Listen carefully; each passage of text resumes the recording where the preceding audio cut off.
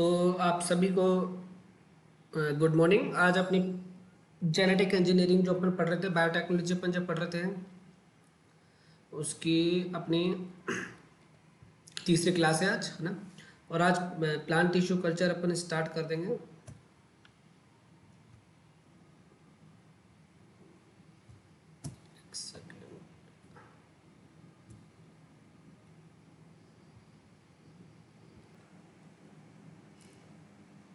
आपको स्क्रीन दिख रही है मेरी? एक बार यस नो बोल देना। दिख रही है? Okay, thank you so much.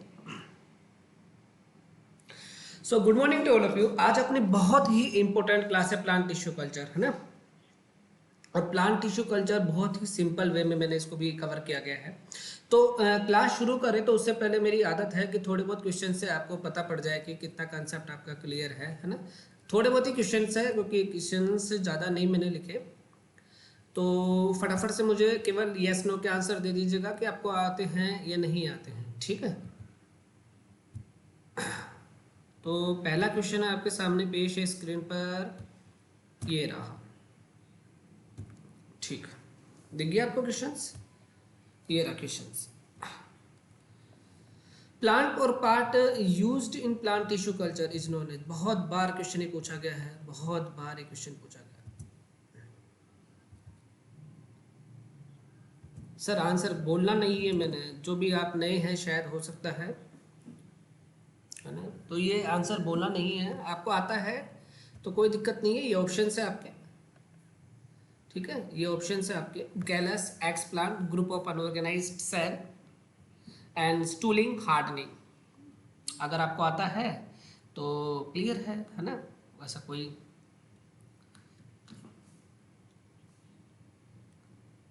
तो क्या है इसका आंसर, आप मुझे बता सकते हैं, लिख सकते हैं, फटाफट से आंसर लिख सकते हैं। एक्स प्लांट, ठीक है। अभी तो मुझे आंसर नहीं पता, बट अपन इसमें पढ़ेंगे कि क्या होता है एक्स प्लांट, क्या होता है कैलस, क्या होता है। बहुत बार क्वेश्चन है, सिंपल क्वेश्चन पूछा गया है, ठीक है। सेकंड क्वेश्चन है आपके सामने स्क्रीन पर, आपकी स्क्रीन पर फटाफट से स्क्रीन पढ़िए। Process of having adaptability of plant let in new environment is known as. Option देते हैं आपको, ये रहे आपकी स्क्रीन पे options.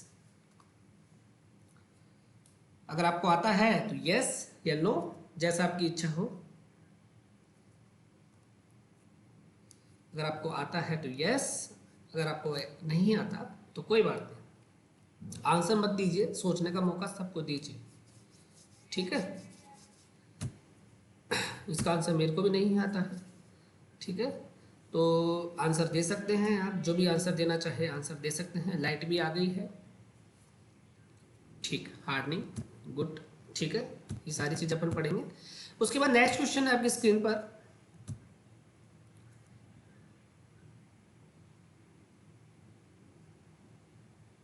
which hormone is used in tissue culture? Which hormone is used in tissue culture? बताइए साहब।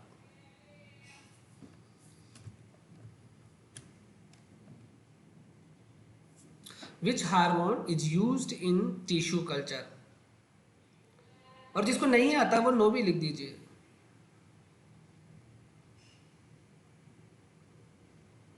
जो नहीं आता है वो नो भी लिख सकते हैं, ठीक है। सब अपना आंसर लिख सकते हैं, आंसर लिख सकते हैं, सब अपना आंसर लिख सकते हैं, ठीक है। जिसको नहीं आता कोई दिक्कत नहीं है, ठीक है। इसका आंसर क्या है ये भी अपने को, क्या आएगा क्या नहीं आएगा मुझे नहीं पता सर, ये सब चीज़ें आपको क्लियर हो जाएगी आज। नेक्स्ट है क्वेश्चंस, इसका प्लीज़ आंसर मत बताना, है ना। केवल आप यस आता है तो आपको, तो पहले आप मुझे बताइए इसका आंसर आप किस किस को आता है, यस या एजी जो भी आ गया, मतलब अभी ऑप्शंस में नहीं दे रहा हूँ। Which chemical is used in sterilisation process in tissue culture. नहीं आता तो कोई दिक्कत नहीं, नहीं आता सर, और ये क्वेश्चन पूछा गया है।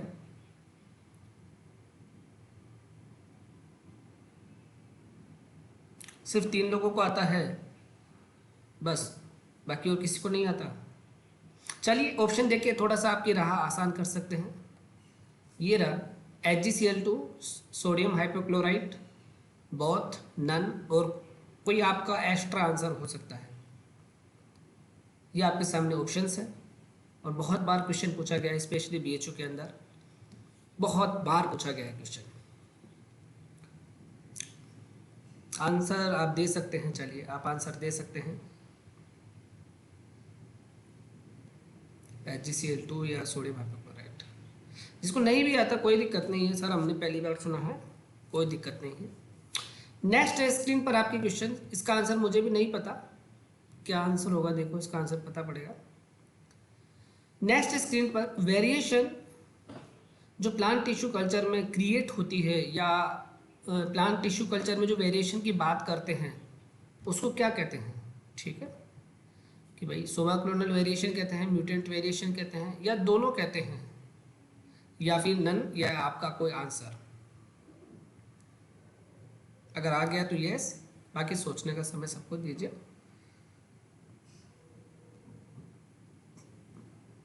चलिए सब आंसर बता सकते हैं, सब आंसर बता सकते हैं। जिसको नहीं आता, राजनागर का पता नहीं कौन सा सिंबल है, मेरे को भी नहीं आता इसका आंसर। देखो आंसर क्वेश्चन मार्क लिख रहा है, बट जो बहुत आंसर दे रहे हैं है ना, मनीषा चौधरी है और जो भी है, देवेश गौर है ना, तो थोड़ा सा सोचिएगा आपका आंसर जब पढ़ाऊँ जब, ठीक है। नेक्स्ट है application of plant tissue culture is known as, मतलब प्लांट टिश्यू कल्चर में कौन कौन से एप्लीकेशंस या टेक्निक्स यूज की जाती है, ठीक है। ये है आपके सामने options, micro propagation, anther culture, haploid culture, hybrid formation, somatic hybridisation, all of the about, या कोई आपका आंसर जिसे इनमें से कोई 1 2 या 1 3 4 या 1 5 या कोई एक नहीं है ना, वो आपका आंसर हो सकता है।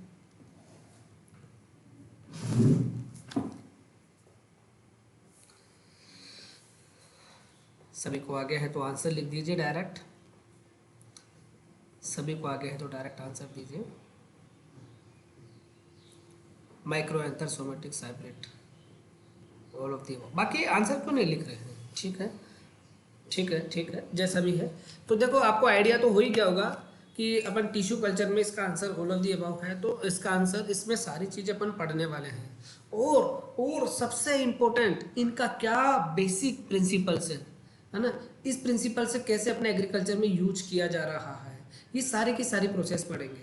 तो देखो मैं आपको अगर बोर्ड होता तो मैं आपको क्लियरली बता देता कि प्लांट टिश्यू कल्चर में अपन क्या क्या पढ़ने वाले हैं, ठीक है। इसमें भी मैं बता देता हूँ, प्लांट टिश्यू कल्चर को अपन 2 में डिवाइड करेंगे, ठीक है।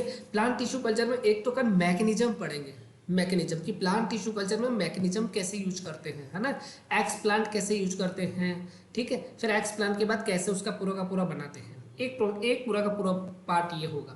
और दूसरे पार्ट में अपन पढ़ेंगे इनके एप्लीकेशंस, है ना, कि इस प्रोसेस का एप्लीकेशन कैसे कैसे यूज किया गया। तो जो भी मैंने आपके सामने लिख रखा है ना, micro propagation, anther culture, haploid culture, hybrid formation, somatic hybridisation, इन 1 बाय इन सबको पढ़ेंगे, पर इनके साथ साथ इनके बेसिक एग्जाम्पल्स की इसको लेकर कौन कौन सी न्यू वेराइटीज क्रिएट की गई है या क्या मेन इनका एप्लीकेशन होता है ना। जैसे ओनो वेराइटीज है ना, मस्टर्ड की ब्रेसिका में एक वेराइटीज है ना, बहुत सारी वेराइटीज है जो अपने सोमा क्लोनल वेरिएशन से क्रिएट की गई है ना। एक और मैं आपको बताऊं, इन सब टेक्निक्स में जो भी वेरिएशन क्रिएट होगी वो सारी की सारी वेरिएशन क्या कहलाएगी, सोमा क्लोनल वेरिएशन कहलाएगी। क्यों? क्योंकि प्लांट टिश्यू कल्चर प्रोसेस को अपन यूज इसमें कर रहे हैं, ठीक है। So are you ready plant tissue culture पढ़ने के लिए? एक बार मुझे यस बोल दीजिए। रेडी? बिल्कुल समझ में आ गया कि आज अपन क्या पढ़ने वाले हैं। बिल्कुल प्लांट टिश्यू कल्चर। देखो आज मैं आपको बिल्कुल, क्योंकि पैथोलॉजी की क्लास है और मैंने मेरे हाथ से किया है, ये मैं जो चीज आपको पढ़ा रहा हूं मैंने मेरे हाथ से किया है ना।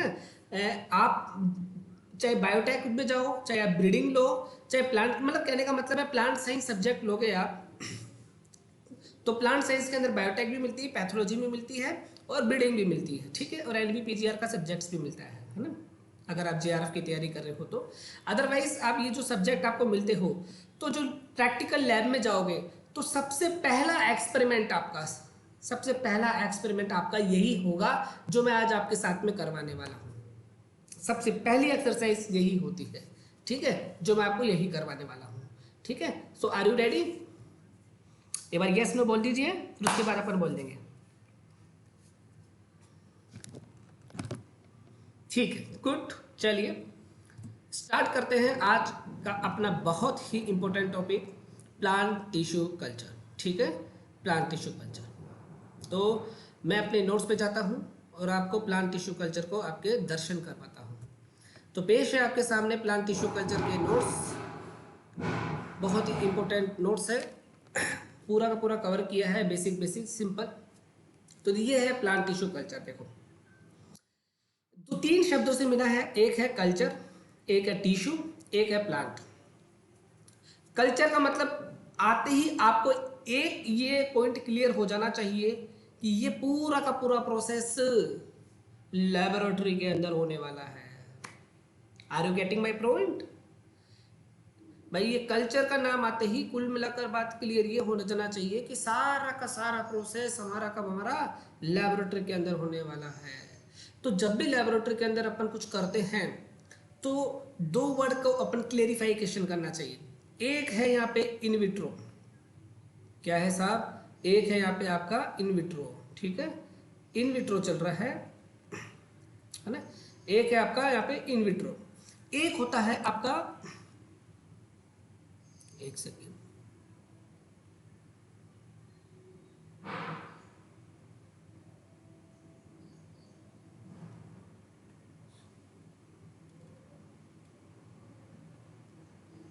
ठीक, एक होता है इन विवो। दोनों में क्या डिफरेंस है, in vitro and in vivo? कोई मुझे बता सकता है फटाफट से कि इन विट्रो और इन विवो, ये दो शब्द पहले पढ़ने चाहिए अपने को, इन दोनों में क्या डिफरेंस है? कोई बता सकता है? एनीबॉडी?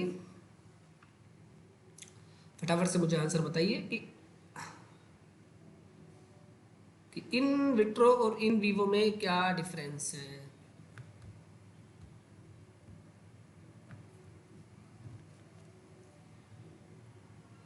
अच्छा ठीक है, और कोई बता सकता है कि इन विट्रो इन विवो में क्या होता है?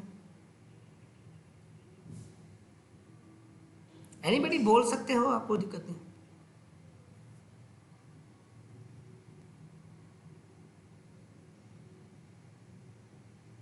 अच्छा, परखने लेवल लेते हैं, ठीक है। और दूसरा कोई बता सकता है? भाई शर्माओ मत, गलत सलत कुछ भी नहीं, ऐसा कुछ भी नहीं होता। लिख भी सकते हैं, in vitro means in lab work, in vivo means work in field. Brajesh Yadav बिल्कुल राइट है, निरंजन शर्मा बिल्कुल राइट है, ठीक है, बिल्कुल राइट है। देखो जब भी कोई एक्सपेरिमेंट अपन फील्ड में करते हैं, और जब फील्ड में एक्सपेरिमेंट करते हैं तो जो सेल होती है ना, फील्ड के अंदर अपन कुछ भी कर रहे हैं तब उनको कहते हैं इन विवो। और जब भी लैबोरेटरी के अंदर सेल का अपन मल्टीप्लिकेशन करें या सेल का कल्चर करें, वो कहलाता है आपका इन विट्रो। इनका मतलब कि परख नली के अंदर हो या फिर लैबोरेटरी के अंदर हो, ठीक है, या फिर पूरा कंट्रोल्ड इन्वायरमेंट के अंदर हो, ठीक है ना, वो कहलाता है आपका इन विट्रो। जबकि मदर प्लांट जहाँ पे फील्ड है, फील्ड मतलब जहाँ पे मदर प्लांट है उसी के ऊपर आप कुछ कर रहे हो, है ना, जहाँ पर मदर प्लांट मतलब फील्ड के अंदर मदर प्लांट होता है, उसी के ऊपर आप कुछ भी एक्सपेरिमेंट कर रहे हो, वो क्या कहलाता है, इन विवो कहलाता है, ठीक है। ये दो शब्द आपके यहाँ पे क्लियर हो गए हैं। तो कल्चर आपको क्लियर हो गया। टिश्यू आप सब जानते ही हो, टिश्यू का मतलब है कि ग्रुप ऑफ सेल। तो यहाँ पर प्लांट टिश्यू कल्चर में आपको क्लियर होने वाला है कि एक कोशिका से काम नहीं चलने वाला, एक कोशिका से काम नहीं चलने वाला, ग्रुप ऑफ कोशिका चाहिए, है ना। तो ग्रुप ऑफ कोशिका को ही अपन क्या बोलते हैं, प्लांट टिश्यू कल्चर बोलते हैं, प्लांट टिश्यू मतलब टिश्यू बोलते हैं। और यहाँ पे कोशिका कौन सी ले रहे हैं अपन यहाँ पे कोशिका ले रहे हैं प्लांट की कोशिका, इसलिए ये सब्जेक्ट क्या बन गया, प्लांट टिश्यू कल्चर, ठीक है। यहाँ पर देखो टिश्यू कल्चर एक अलग से अपने आप में बायोटेक्नोलॉजी का सब्जेक्ट होता है, ठीक है, उसको दो में डिवाइड किया गया है, एक होता है प्लांट टिश्यू कल्चर, एक होता है animal tissue culture. Animal tissue culture में आपको जहाँ तक पता है ना, एनिमल टिश्यू कल्चर में आपको इस लेवल तक पहुँच चुका है, अगर आपको मैं बताऊँ कि ऑर्गन डेवलप करने लग गए हैं। ऑर्गन डेवलप करने लग गए हैं मतलब आपने सुना होगा कि मैं कैसे समझाऊं आपको, कि आपने कहीं ना कहीं न्यूज़पेपर में सुना होगा यूएसए के अंदर या चाइना के अंदर कि अपनी बोन मैरो होती है ना। बोन मैरो को क्या करते हैं वो, कि उससे वो ऑर्गन डेवलप करते हैं, ऑर्गन को ही डेवलप करते हैं। या आपने ये भी सुना होगा कि इंडिया के अंदर भी आ गया है, बॉम्बे के अंदर, बॉम्बे और अपने दिल्ली, बड़ी बड़ी मेट्रो सिटीज़ के अंदर है कि जो जिस वक्त बच्चे का जन्म होता है ना, तो जिस वक्त बच्चे का जन्म होता है तो कुछ लोग क्या करते हैं, बड़े बड़े लोग, कि जो प्लेसेंटा होता है ना, प्लेसेंटा, उसको प्लेसेंटा को स्टोर करके रखते हैं, प्लेसेंटा को स्टोर करके रखते हैं, ठीक है।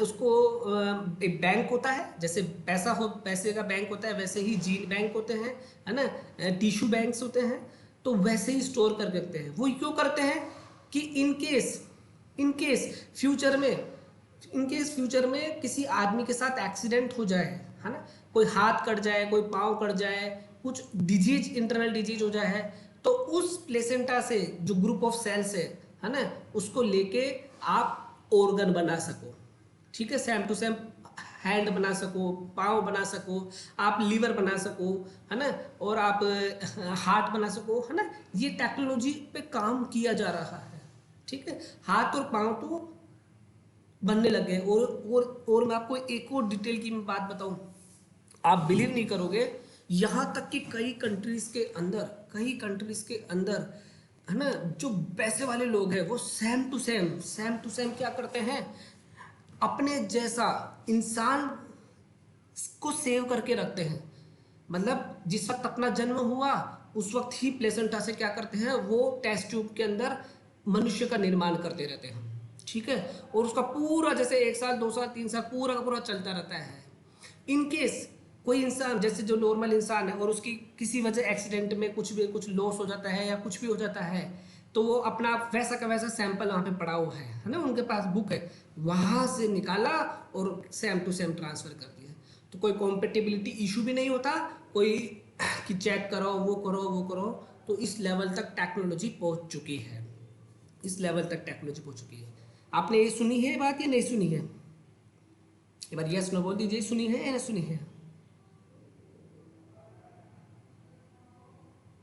यस, ये एग्जैक्टली बिल्कुल मैं सही चीज़ें बता रहा हूँ।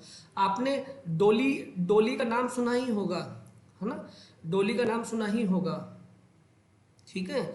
और जो मैं आपको बता रहा हूँ टेस्ट ट्यूब बेबीज, आपने नाम सुना होगा कि कई पेरेंट्स ऐसे होते हैं कि जो बच्चा नहीं हो पाता है ना, कहीं सुना होगा, है ना। तो टेस्ट ट्यूब बेबीज एक अल्टरनेट सॉल्यूशन होता है उनके लिए। तो उसमें करते क्या है बेसिकली, उसमें कुछ भी नहीं करते, सिंपल सा होता है कि वहाँ से स्पर्म लिया, ओवम लिया, फर्टिलाइजेशन कराया टेस्ट ट्यूब के अंदर, और फर्टिलाइजेशन के बाद क्या बनता है, ग्रुप ऑफ सेल्स बनती है, और ग्रुप ऑफ सेल्स का मतलब क्या है, टिश्यूज है, उस टिश्यूज को वो डेवलप करते हैं, सिंपल सा है। जब तक वो पूरी तरह हो जाता है उसके बाद वो किसी या तो सेम मदर के अंदर ट्रांसफर कर देते हैं या सरोगेट मदर के अंदर ट्रांसफर कर देते हैं, है ना। तो इस लेवल तक टेक्नोलॉजी पहुंच चुकी है ना। तो ये सारा का सारा किसका पार्ट है, ये सारा का सारा पार्ट होता है टिश्यू कल्चर का पार्ट होता है ना। तो मैं ये सारी चीज़ें आपको एनिमल टिश्यू कल्चर में बताया कि इस एडवांस लेवल तक, इस लेवल पर स्टडीज़ की जा रही है टिश्यू कल्चर में, है ना। तो अपन को एनिमल टिश्यू कल्चर तो पढ़ना नहीं है, क्योंकि अपन डॉक्टर तो बन नहीं रहे हैं, मतलब डॉक्टर तो बन रहे हैं पर एनिमल के डॉक्टर तो बन नहीं रहे हैं, है ना, एमबीबीएस कर नहीं रहे हैं। कि इतनी इन्फॉर्मेशन सर हमको बहुत अच्छी लगी, है ना। तो अपने को बन रहा है प्लांट का डॉक्टर, है ना। तो इसलिए अपन क्या बोल रहे हैं, प्लांट टिश्यू कल्चर अपन यहाँ पे पढ़ रहे हैं, है ना। तो प्लांट टिश्यू कल्चर के अंदर जैसे इंसान से इंसान को बनाया जा रहा था, एनिमल से एनिमल को बनाया जा रहा था, एनिमल के कोशिका से लेके पूरी की पूरी एनिमल को बनाया था, उसी प्रकार इसमें भी क्या करते हैं कि प्लांट की एक कोशिका को लेकर उसका टिश्यू बना के पूरा का पूरा प्लांट बना दिया जाता है। वही सब क्या कहलाता है, प्लांट टिश्यू कल्चर कहलाता है। ये हो गया इसका पूरा का पूरा मतलब। अब चलो डेफिनेशन भी पढ़ लेते हैं इसकी, है ना, कि डेफिनेशन क्या कहती है प्लांट टिश्यू कल्चर के बारे में। कि plant tissue culture is the branch of modern biotechnology, बिल्कुल सही बात है सर, हम पहले पढ़ चुके हैं, इन विच इन विट्रो कल्टीवेशन, देखो मैंने आपको पहले ही बताया इन विट्रो कल्टीवेशन का मतलब कि हम लेबोरेटरी के अंदर करने वाले हैं, है ना, कल्टीवेशन, है ना, टू ऑब्टेन, क्या प्राप्त करने के लिए, होल प्लांट, मतलब पूरा का पूरा प्लांट, यहाँ पे भाई प्लांट टिश्यू है तो प्लांट ही प्राप्त करेंगे, वो चूहा तो प्राप्त होगा नहीं, है ना, by using aseptic condition and controlled environment, ठीक है, from single mass of plant या फिर टिश्यू कल्चर से, है ना। तो ये क्या कहलाता है, सारा का सारा कहलाता है प्लांट टिश्यू कल्चर कहलाता है। तो यहाँ पर एक क्वेश्चन आपका कंसेप्चुअल बन सकता है कि प्लांट टिश्यू कल्चर में, इन प्लांट टिश्यू कल्चर कौन सी प्रोसेस यूज की जाती है, ठीक है। पहला इन विट्रो कल्टीवेशन, दूसरा इन विवो कल्टीवेशन, तीसरा बोथ, और चौथा नन। बताइए फटाफट से आंसर बताइए।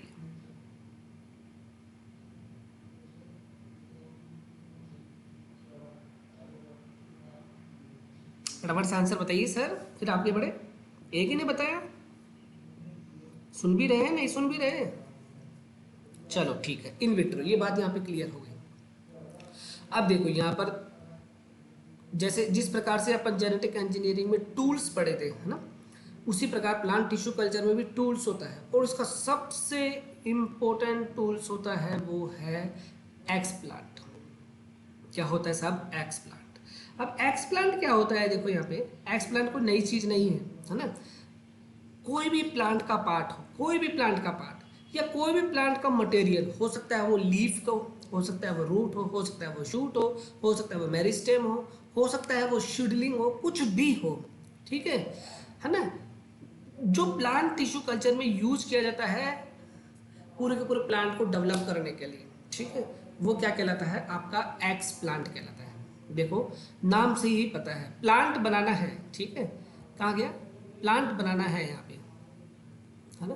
और प्लांट किसके थ्रू बनाना है, प्लांट के पार्ट से, मतलब एक्स प्लांट की, प्लांट के पार्ट से पूरा का पूरा प्लांट बनाना, तो जो पार्ट कहलाता है वो क्या कहलाता है, एक्स प्लांट कहलाता है। सिंपल सी बात है, कोई दिक्कत नहीं है, ठीक है।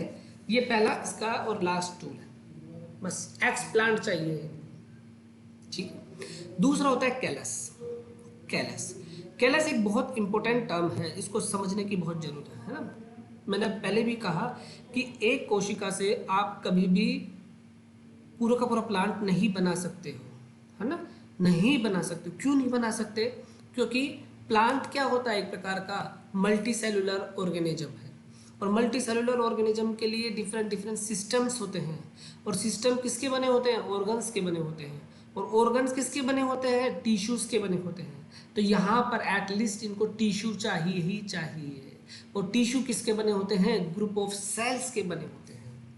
तो एक कोशिका से काम नहीं चलेगा, इसलिए यहाँ पे क्या होता है, group of cell is used in plant tissue culture, ठीक है। बट ग्रुप ऑफ सेल्स भी कैसे होनी चाहिए, अनऑर्गेनाइज्ड होने चाहिए। कोई मुझे बता सकता है अनऑर्गेनाइज्ड का मतलब, यहाँ पे अनऑर्गेनाइज्ड क्यों लिखा है, ऑर्गेनाइज्ड क्यों नहीं लिखा है, कोई बता सकता है मुझे, एनीबॉडी, यहाँ पे अनऑर्गेनाइज्ड क्यों लिखा है।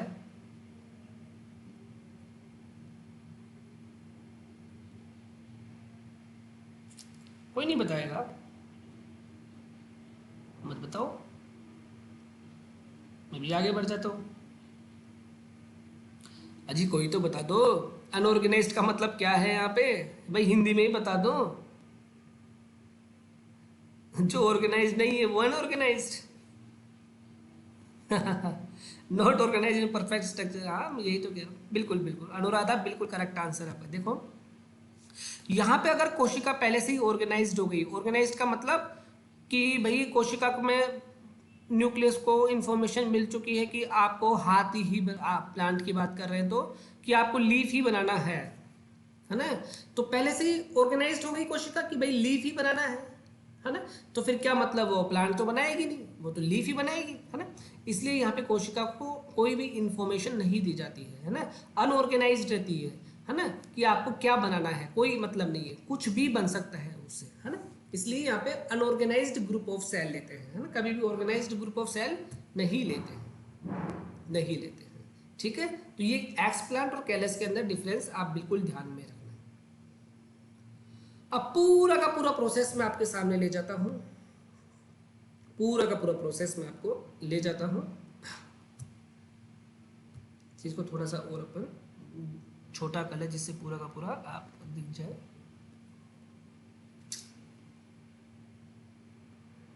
ठीक है, अब दिख गया होगा शायद।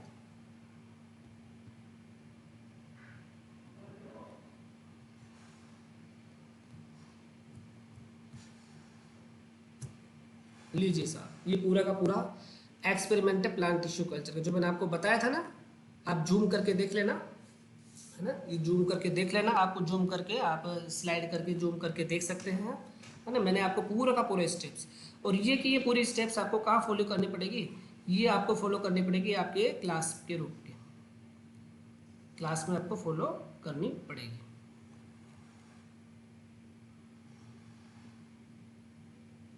दिख रहा है आपको, एक बार में भी देख लो, दिख रहा है आपको?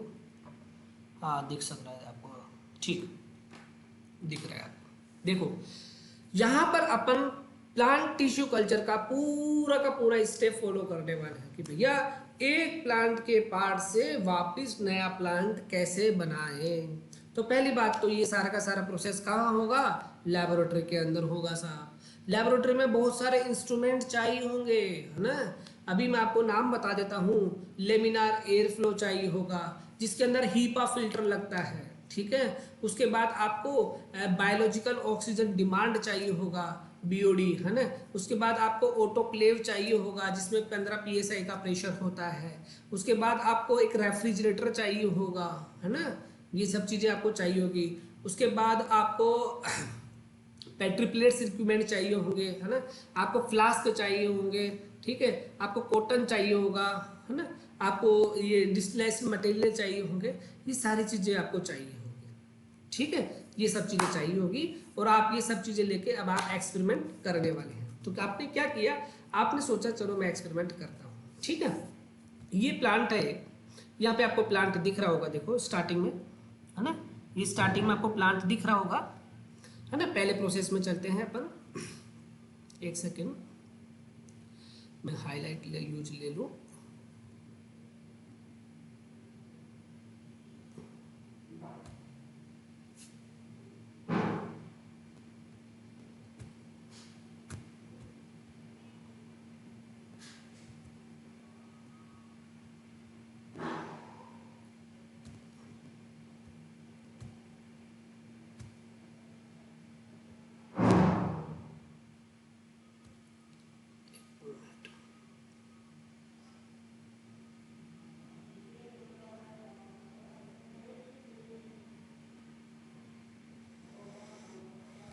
ठीक, इसमें नहीं चलेगा पीडीएफ में। चलिए देखो, यहाँ पर मैंने ये क्या कर लिया, यहाँ पे एक एक्स प्लांट ले ली, मतलब यहाँ पे एक प्लांट ले लिया, है ना। प्लांट था, उसका मेरे को क्या करना था, मेरे को वापस रीजनरेट करना था, है ना। प्लांट को वापस रीजनरेट करके देखना था। तो मैंने यहाँ पे हल्का सा प्लांट की लीफ का एक छोटा सा सेक्शन कट किया मैंने, ठीक है। और जो छोटा सा सेक्शन कट किया है ना, उसको अपन ने क्या कहते हैं साहब, एक्स प्लांट कहते हैं, ठीक है। एक्स प्लांट कहते हैं। अब उस छोटे से सेक्शन को अपन ने पेट्री प्लेट में रख लिया, ठीक है। ये क्या बना हुआ है आपके सामने, दूसरा ये पेट्री प्लेट्स है ना, पेट्री प्लेट्स में अपने को रख लिया, ठीक है। एक्स प्लांट को पेट्री प्लेट में रख दिया। अब भाई उस जो एक्सपेरिमेंट कर रहे हैं एक्स प्लांट के अंदर, हो सकता है उसके अंदर धूल हो सकता है उसके अंदर कोई इन्फेक्शन हो सकता है कोई फंगल स्पोर हो, या कोई भी आपके सामने कंटामिनेंट हो सकता है ना। तो ऑब्वियसली बात है अपन को स्टिलाइजेशन की जरूरत पड़ेगी अपन। तो देखो प्लांट टिश्यू कल्चर में या तो मर्क्यूरी क्लोराइड या सोडियम हाइपोक्लोराइड, है ना। दोनों साथ में नहीं, दोनों में से कोई भी एक, है ना। और कितना परसेंट, 0.1%, है ना। 0.1% अपन इसका सॉल्यूशन बनाते हैं, ठीक है। और उसको क्या करते हैं, सॉल्यूशन बना के जो अपन ने पेट्री प्लेट्स में एक्स प्लांट डाल रखा है उसके में डिप कर देते हैं, ठीक है। उसके अंदर उसको डुबो देते हैं उस सॉल्यूशन को, ठीक है। और 10-15 मिनट उसको आराम से रखते हैं, ठीक, कोई दिक्कत नहीं है ना। अब उसके बाद क्या करते हैं, यहाँ पे उसको साफ पानी से धो लेते हैं, ठीक है। तो जितने भी कंटामिनेंट होते हैं वो सारे के सारे क्या हो गए, दूर हो गए, है ना। और डिस्टिल वाटर से अपने को धो लिया, है ना। ये सारा काम अपन पेट्री प्लेट्स में कर रहे हैं, है ना। अब पेट्री प्लेट्स में ये कर रहे हैं, उसके बाद अपन निडल लेते हैं, है ना, निडल लेते हैं। निडल आप सब जानते हैं, एक निडल आती है ना, उससे क्या करते हैं, ये जो एक्सप्लांट है उसको छेद करते हैं, है ना, छोटे छोटे टुकड़ों में उसको तोड़ लेते हैं, और छोटे छोटे टुकड़ों में तोड़ लेते हैं, है ना। लिख भी रखा है देखो, cut into pieces of explant, छोटे छोटे टुकड़ों में उसको अपन ने तोड़ लिया, ठीक है। अब तोड़ने के बाद अपन क्या करते हैं, तोड़ने के बाद अपन उसको देखो क्या करते हैं, यहाँ पे देखो लिख रखा है कि कल्चर मीडिया के अंदर अपन डालते हैं, है ना। अब क्या करते हैं, अब अपन इसको लेमिनार एयर फ्लो में अपन चल जाते हैं। लेमिनार एयर फ्लो आपने देखा भी होगा, नहीं देखा होगा तो आप अब एमएससी के अंदर जरूर देखेंगे। एक बड़ा सारा बॉक्स होता है जिसमें यूवी रेस चलती रहती है, हीपा फिल्टर लगते रहते हैं जिसमें कॉन्टामिनेशन नहीं होता है ना। वहाँ पे आपने क्या ऑलरेडी कल्चर बना के रख रखा है पेट्री प्लेट्स में, है ना।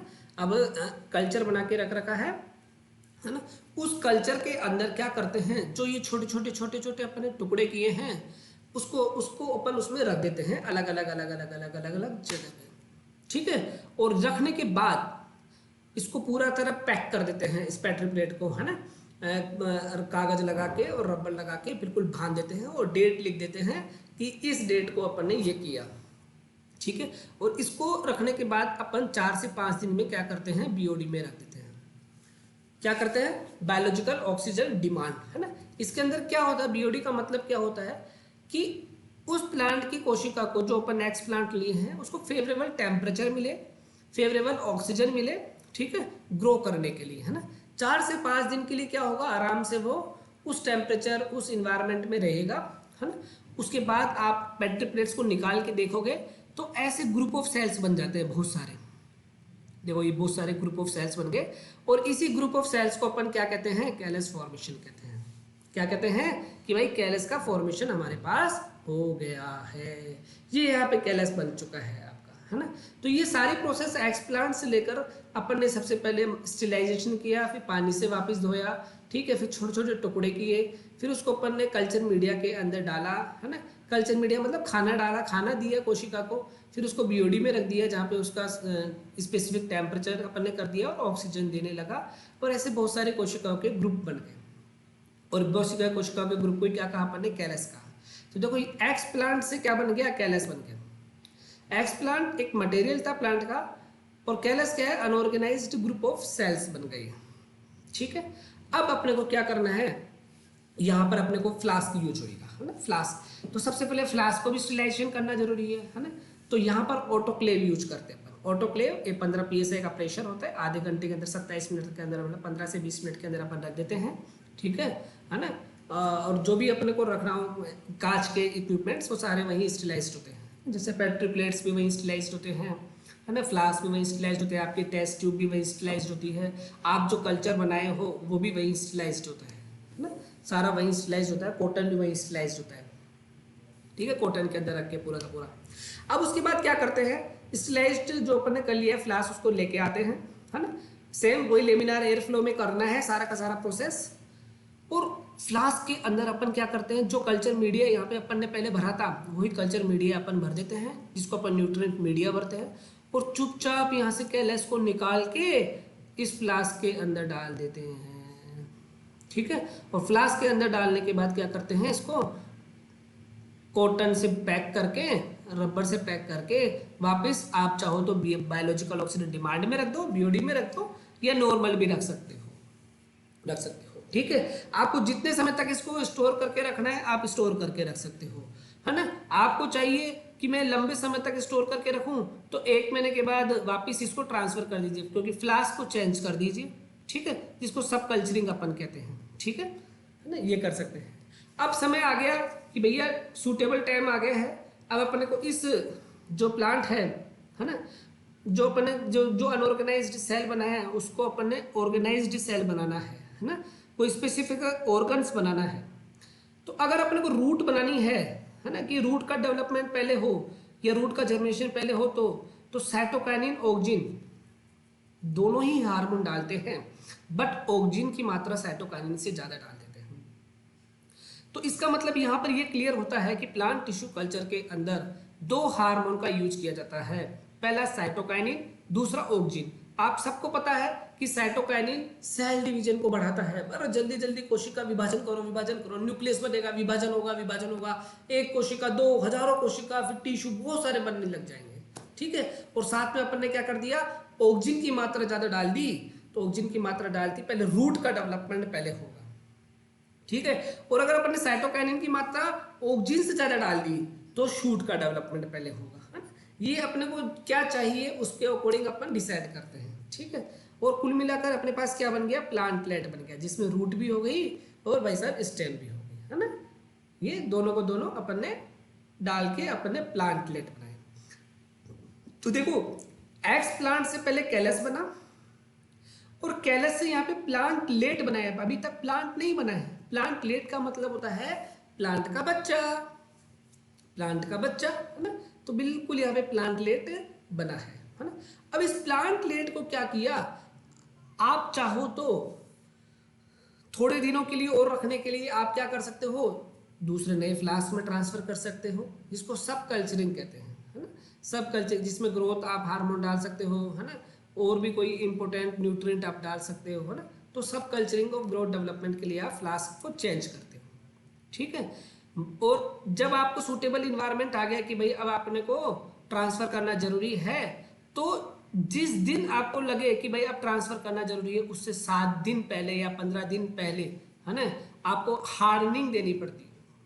हार्डनिंग देनी पड़ती है मतलब इसका मतलब होता है कि उसको इन्वायरमेंट, जो नेचुरल इन्वायरमेंट में जाएगा उससे पहले उसको मजबूत बनाया जाता है। कुल मिलाकर जैसे वैसी ही बात करें अपन कि जब छोटे छोटे बच्चे होते हैं तो इन्वायरमेंट में आने से पहले उसको टीके नहीं लगाए जाते, टीके लगाए जाते हैं बच्चों को, आपको पता हो, आपके तो कभी बच्चे नहीं होंगे, जब बच्चे हुए होंगे जब आपको पता पड़ेगा कि कितने टीके लगते हैं, है ना। मैं तो लगा ही रहा हूँ, अभी टीके लगवा रहा हूँ, अभी रिसेंटली लगाया था, है ना।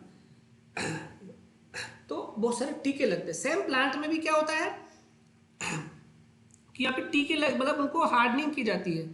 अब आर्टिफिशियल सोइल का यूज किया जाता है पहले, हो सकता है उसको पहले पॉली हाउस में रखे या हो सकता है उसको नेट हाउस में रखे, मतलब कंट्रोल इन्वायरमेंट पे रखे, है ना। 7 से 15 दिन तक अपने को यहाँ पे रखना पड़ता है। और जब वो तंदुरुस्त हो जाता है वो कि भाई मैं तैयार हूँ अब बाहर जाने के लिए, और उसको बाद उसको क्या करते हैं, फील्ड में ट्रांसफर कर देते हैं। तो देखो फील्ड में ट्रांसफर करने के बाद बड़ा होके सेम टू सेम ये वैसा का वैसा ही प्लांट बन जाता है। तो सेम प्रोसेस सारे के सारे प्लांट टिश्यू कल्चर के अंदर ये फॉलो होती है ना। तो वापस में रिवाइज करूँ, देखो एक्स प्लांट था, उसका स्टिलाइजेशन किया गया, है ना, उसको छोटे छोटे टुकड़ों में काटा गया, फिर उसको पेट्री प्लेट के अंदर जो कल्चर मीडिया था उसमें डाला गया, है ना, और उसको फिर बीओडी के अंदर रख दिया। बीओडी में क्यों रखा कि सर उसको एक स्पेसिफिक टेम्परेचर चाहिए, स्पेसिफिक ऑक्सीजन चाहिए, है ना। तो 4 से 5 दिनों में देखो एक्स प्लांट से क्या बन गया, कैलस बन गया, ठीक है। अब इस कैलस को फ्लास्क में ट्रांसफर किया, है ना, न्यूट्रिएंट मीडिया में ट्रांसफर किया। अब अपने को चाहिए ऑर्गन बनाना, तो अगर शूट अगर अपने को बनाना है तो साइटोकाइनिन की सांद्रता ज़्यादा कर दो, और रूट बनाना है तो ऑक्सीजन की सांद्रता ज़्यादा कर दो। बट डालने दोनों ही पड़ते हैं, है ना, दोनों ही डालने पड़ते हैं। तो देखो ये प्लांटलेट तैयार हो गया, है ना। अब प्लांटलेट तैयार हो गया, उसको अगर अपन लंबे समय तक और रखना है तो आप सब कल्चरिंग कर दो, नए फ्लास्क में वापस ट्रांसफर कर दो, ठीक है, और लंबे समय तक आप स्टोर करके रख सकते हैं। बट आपको चाहते हैं कि नहीं फील्ड में ट्रायल करना है, तो उसके पहले आप हार्डनिंग करना पड़ेगा, है ना। हार्डनिंग के लिए आप पॉली हाउस में रखो पहले या नेट हाउस में रखो, और उसके बाद 7 से 10 दिन के बाद आपको फील्ड में ट्रांसफर कर सकते हैं, है ना। ये सेम टू सेम आपको वैसा का वैसा प्लांट आपको डेवलप होके मिल जाएगा, ठीक है। तो आप जो भी ऑर्नामेंटल प्लांट्स देखते हो, है ना, बहुत सारे आप प्लांट देखते हो, आप नर्सरीज के अंदर मोस्टली जो प्लांट देखते हो, तो आपने नोटिस किया होगा ये प्लांट साउथ में बन के आते हैं, है ना, कलम से आते हैं या किसी भी से भी आते हैं, है ना। तो ये पूरा प्रोसेस कौन सा होता है, प्लांट टिश्यू कल्चर का फॉलो बनाते हैं, धमाधम धमाधम धमाधम, है ना, ठीक है। तो ये प्रोसेस आपको समझ में आया क्या, मुझे बताओ, उसके बाद में क्वेश्चंस पूछना स्टार्ट करो इस प्रोसेस में से, फटाफट से मुझे बताओ। ये प्रोसेस समझ में आया क्या, सिंपल प्रोसेस है, कोई कठिन है नहीं, है ना, सिंपल प्रोसेस है, कोई भी कठिन नहीं है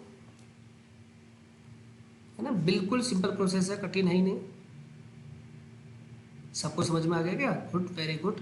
चलो भाई सबको समझ में आ गया है तो मैं क्वेश्चन आंसर की दड़िया स्टार्ट कर देता हूँ, है ना।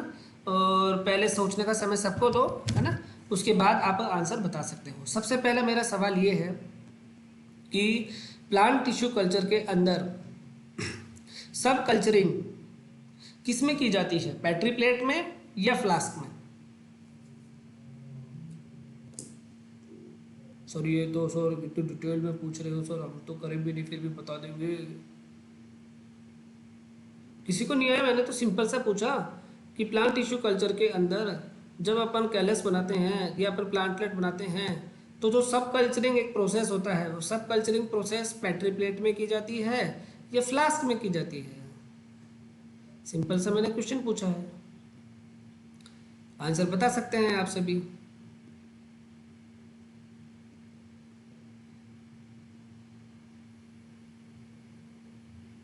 देखो पेट्री प्लेट का रोल तो पहले ही खत्म हो गया है ना। पेट्री प्लेट में अपन सिर्फ कैलस का फॉर्मेशन किया था, ठीक है।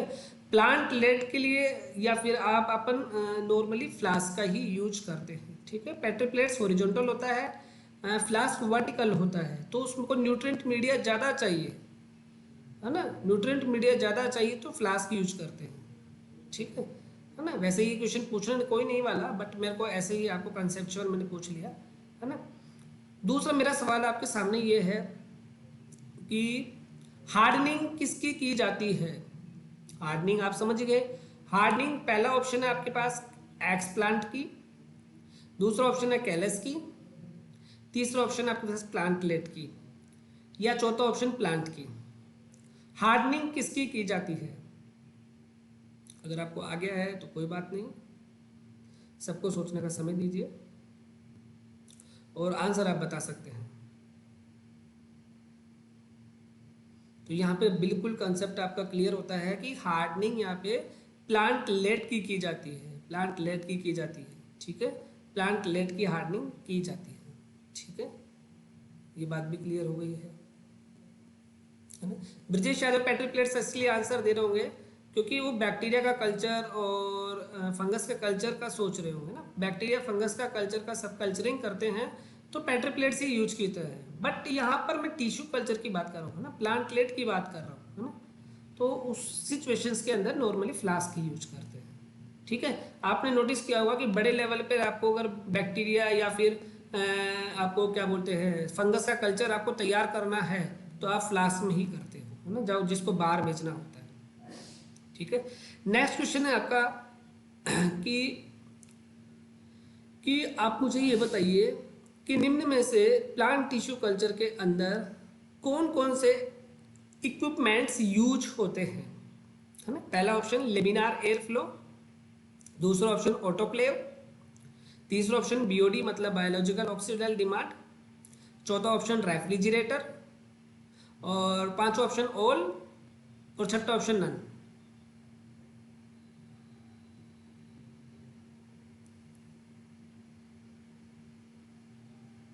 आंसर डायरेक्ट बता सकते हैं, कोई दिक्कत नहीं, डायरेक्ट आंसर बता दीजिए, है ना। ये सभी इक्विपमेंट आप यूज करते हैं, ठीक है। यही इक्विपमेंट आप प्लांट टिश्यू कल्चर के अंदर यूज करते हैं, ठीक है ना। सर अब कई बोल रहे हो सर रेफ्रिजरेटर का तो यूज का आया, सर हमने रेफ्रिजरेटर का तो पढ़ा ही नहीं। अरे भाई जो आप कल्चर आपने बनाया है, जो ये स्टार्टिंग में पेट्री प्लेट्स ये आपने बनाया है, और आप ये कल्चर बनाने के आपने बीओडी नहीं है आपके पास, या लाइट नहीं है आपके पास, या फिर आप ऐसा आपको लगे कि यार अभी बीओडी बिजी है किसी और काम में, तो इस पेट्री प्लेट्स को आप पैक करके रेफ्रिजरेटर में रख देते हैं, ठीक है। रेफ्रिजरेटर के अंदर 4 डिग्री सेंटीग्रेड रख देते हैं, जिससे क्या होता है ये वैसे का वैसा बना रहता है, ठीक है। इसलिए रेफ्रिजरेटर का भी यूज होता है, ठीक है। ये कई महान सोचने वाले आदमी होते हैं। नेक्स्ट मेरा आदमी है कि क्वेश्चन आदमी क्या क्वेश्चन है कि स्टिलाइजेशन प्रोसेस के लिए कौन से केमिकल प्लांट टिश्यू कल्चर में यूज किए जाते हैं? स्टिलाइजेशन प्रोसेस के लिए कौन से केमिकल्स यूज किए जाते हैं प्लांट टिश्यू कल्चर में?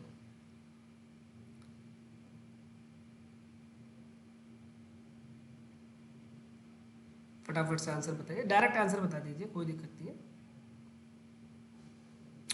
तो उसको मैं आपको बता दूं, उसको ध्यान में रखना है, HgCl2 और सोडियम हाइपोक्लोराइड, है ना। और कई बार कंसंट्रेशन भी अगर पूछे तो 0.1 है ना, ppm या फिर 0.1% है ना, ऐसा कुछ है, मैं आपको करेक्ट बता दूंगा, है ना, ठीक है, ये बता दूंगा। और कई बार इस तरीके से भी क्वेश्चन पूछ सकता है कि रीअरेंज करो steps in plant tissue culture की आरोही क्रम में। आरोही का मतलब कि सबसे पहले क्या फिर उसके बाद क्या, है ना। तो देखो सबसे पहले यहाँ पे है स्टिलाइजेशन ऑफ एक्स प्लांट, ठीक है। उसके बाद है cut into pieces of x plant, ठीक है। फिर बीओडी इनक्यूबेटर के अंदर अपन ने रखा, कैलस का फॉर्मेशन हुआ, फिर न्यूट्रिएंट मीडियम में ट्रांसफर किया, फिर सब कल्चरिंग करी, फिर हार्डनिंग करी, फिर फील्ड में ट्रांसफर किया, ठीक है। तो कई बार आपको स्टेप्स दे दे और पूछे कि कौन सा स्टेप्स सही क्रम में जमा हुआ नहीं है ना, तो इस तरीके से भी आप कर सकते हैं, इस तरह से आप कर सकते हैं। और दो मैकेनिज्म यहाँ पे आप ध्यान में रखना कि हार्डनिंग और सब कल्चरिंग। और हार्डनिंग क्यों की जाती है, क्योंकि इन्वायरमेंटल अडेप्टिबिलिटी के लिए, कि वो इन्वायरमेंट में जा रहा है उसके पहले तैयार हो जाए, है ना। और सब कल्चरिंग क्यों जाती है, सब कल्चरिंग की जाती है कि उसका जो अपना प्लांट लेट है उसको लंबे समय तक रखने के लिए, है ना, अपने को मीडिया चेंज करना पड़ता है ना, वो मीडिया खराब हो चुका होता है तो उसको चेंज करने के लिए सब कल्चरिंग की जाती है, ठीक है। ये दो फिनोमिना इस प्लांट टिश्यू कल्चर के अंदर बहुत इंपॉर्टेंट है। और तीन चीज़ें मैंने आपको यहाँ पे क्लियर कर दी है कि एक्स प्लांट क्या होता है ना, और अपना कैलस क्या होता है, और प्लांट लेट क्या होता है। ये तीनों की तीनों मैंने चीज़ें आपको क्लियर कर दी है ना। होप आपको समझ में आई होगी, नहीं आई होगी तो आप इसको वापस रिपीट कर लेना, ठीक है। अब ये प्लांट टिश्यू कल्चर अपना पूरा का पूरा प्रोसेस ये पूरा कंप्लीट हो गया, है ना। इसके एप्लीकेशन, इस प्रोसेस के एप्लीकेशंस यूज किए जाते हैं, है ना। इस प्रोसेस के क्या क्या एप्लीकेशंस है देखो प्लांट टिश्यू कल्चर में, है ना, क्या क्या या क्या क्या अचीवमेंट्स अपन ने इस प्रोसेस को लेकर अपन ने कर चुके हैं, ठीक है। अब मैं इसको फुल साइज कर देता हूँ कि प्लांट टिश्यू कल्चर को लेके क्या क्या अचीवमेंट्स अब तक कर चुके हैं,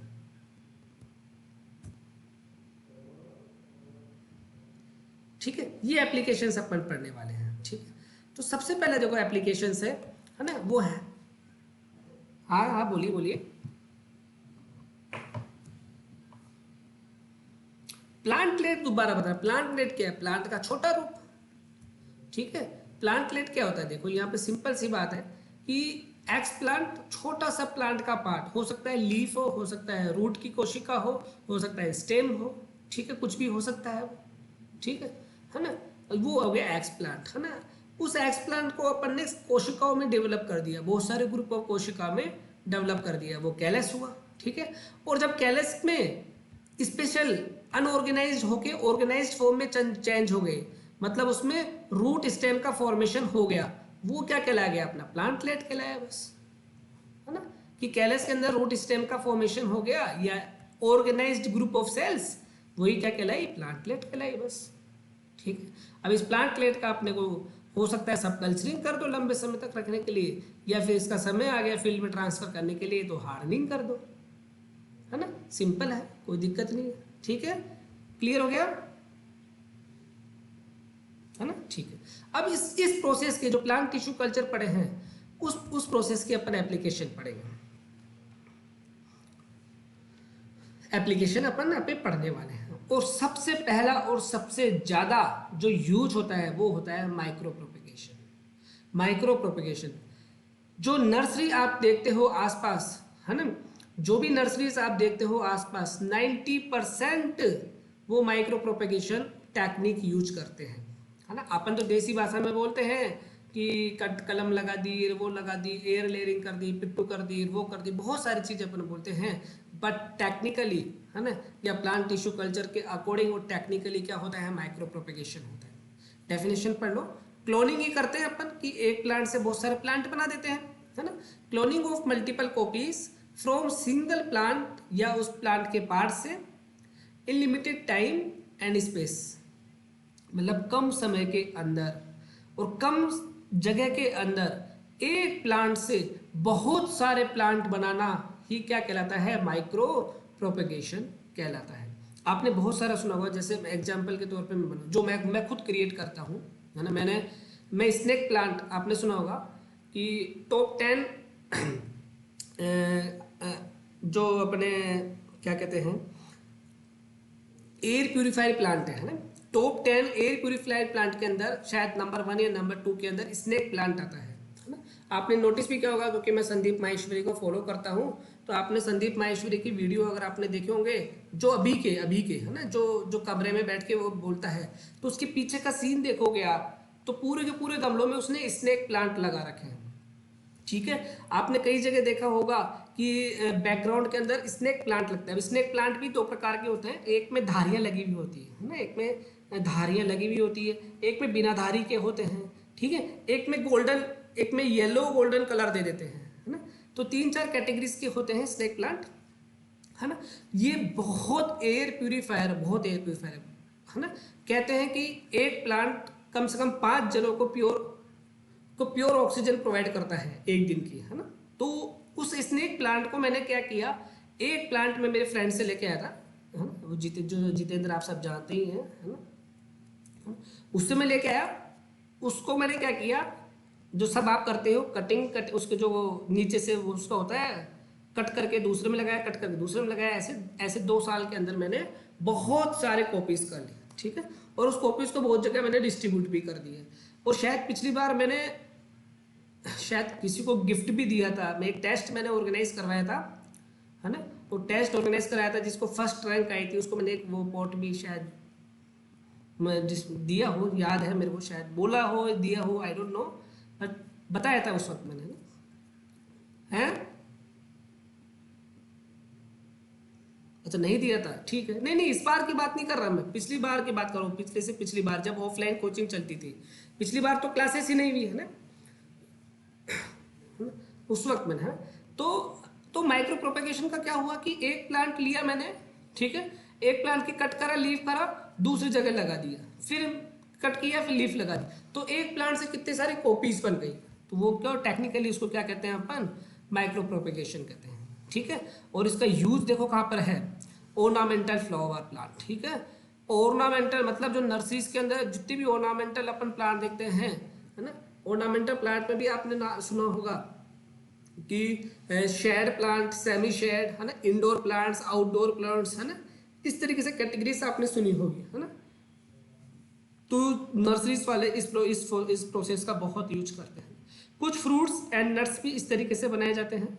वेजिटेबल का प्रोपेगेशन भी इस तरीके से होता है ना। जैसे धनिया की बात कर ले अपन, है ना, पालक की बात कर ले, है ना, इस तरीके से होता है। डिजीज फ्री प्लांट, है ना, कुछ डिजीज फ्री प्लांट भी बनाते हैं। और आर्टिफिशियल सीड भी आजकल इस तरीके से बनाने लग गए हैं। तो ये सारे किसके यूजेस है, माइक्रो प्रोपेगेशंस के यूजेस होते हैं। तो प्लांट टिश्यू कल्चर का सबसे इंपॉर्टेंट एप्लीकेशन होता है माइक्रो प्रोपेगेशन। माइक्रो प्रोपेगेशन का मतलब होता है cloning of multiple copies from single plant या उसके plant, limited time and space. ठीक है, तो ये माइक्रो प्रोपेगेशन क्लियर होगा।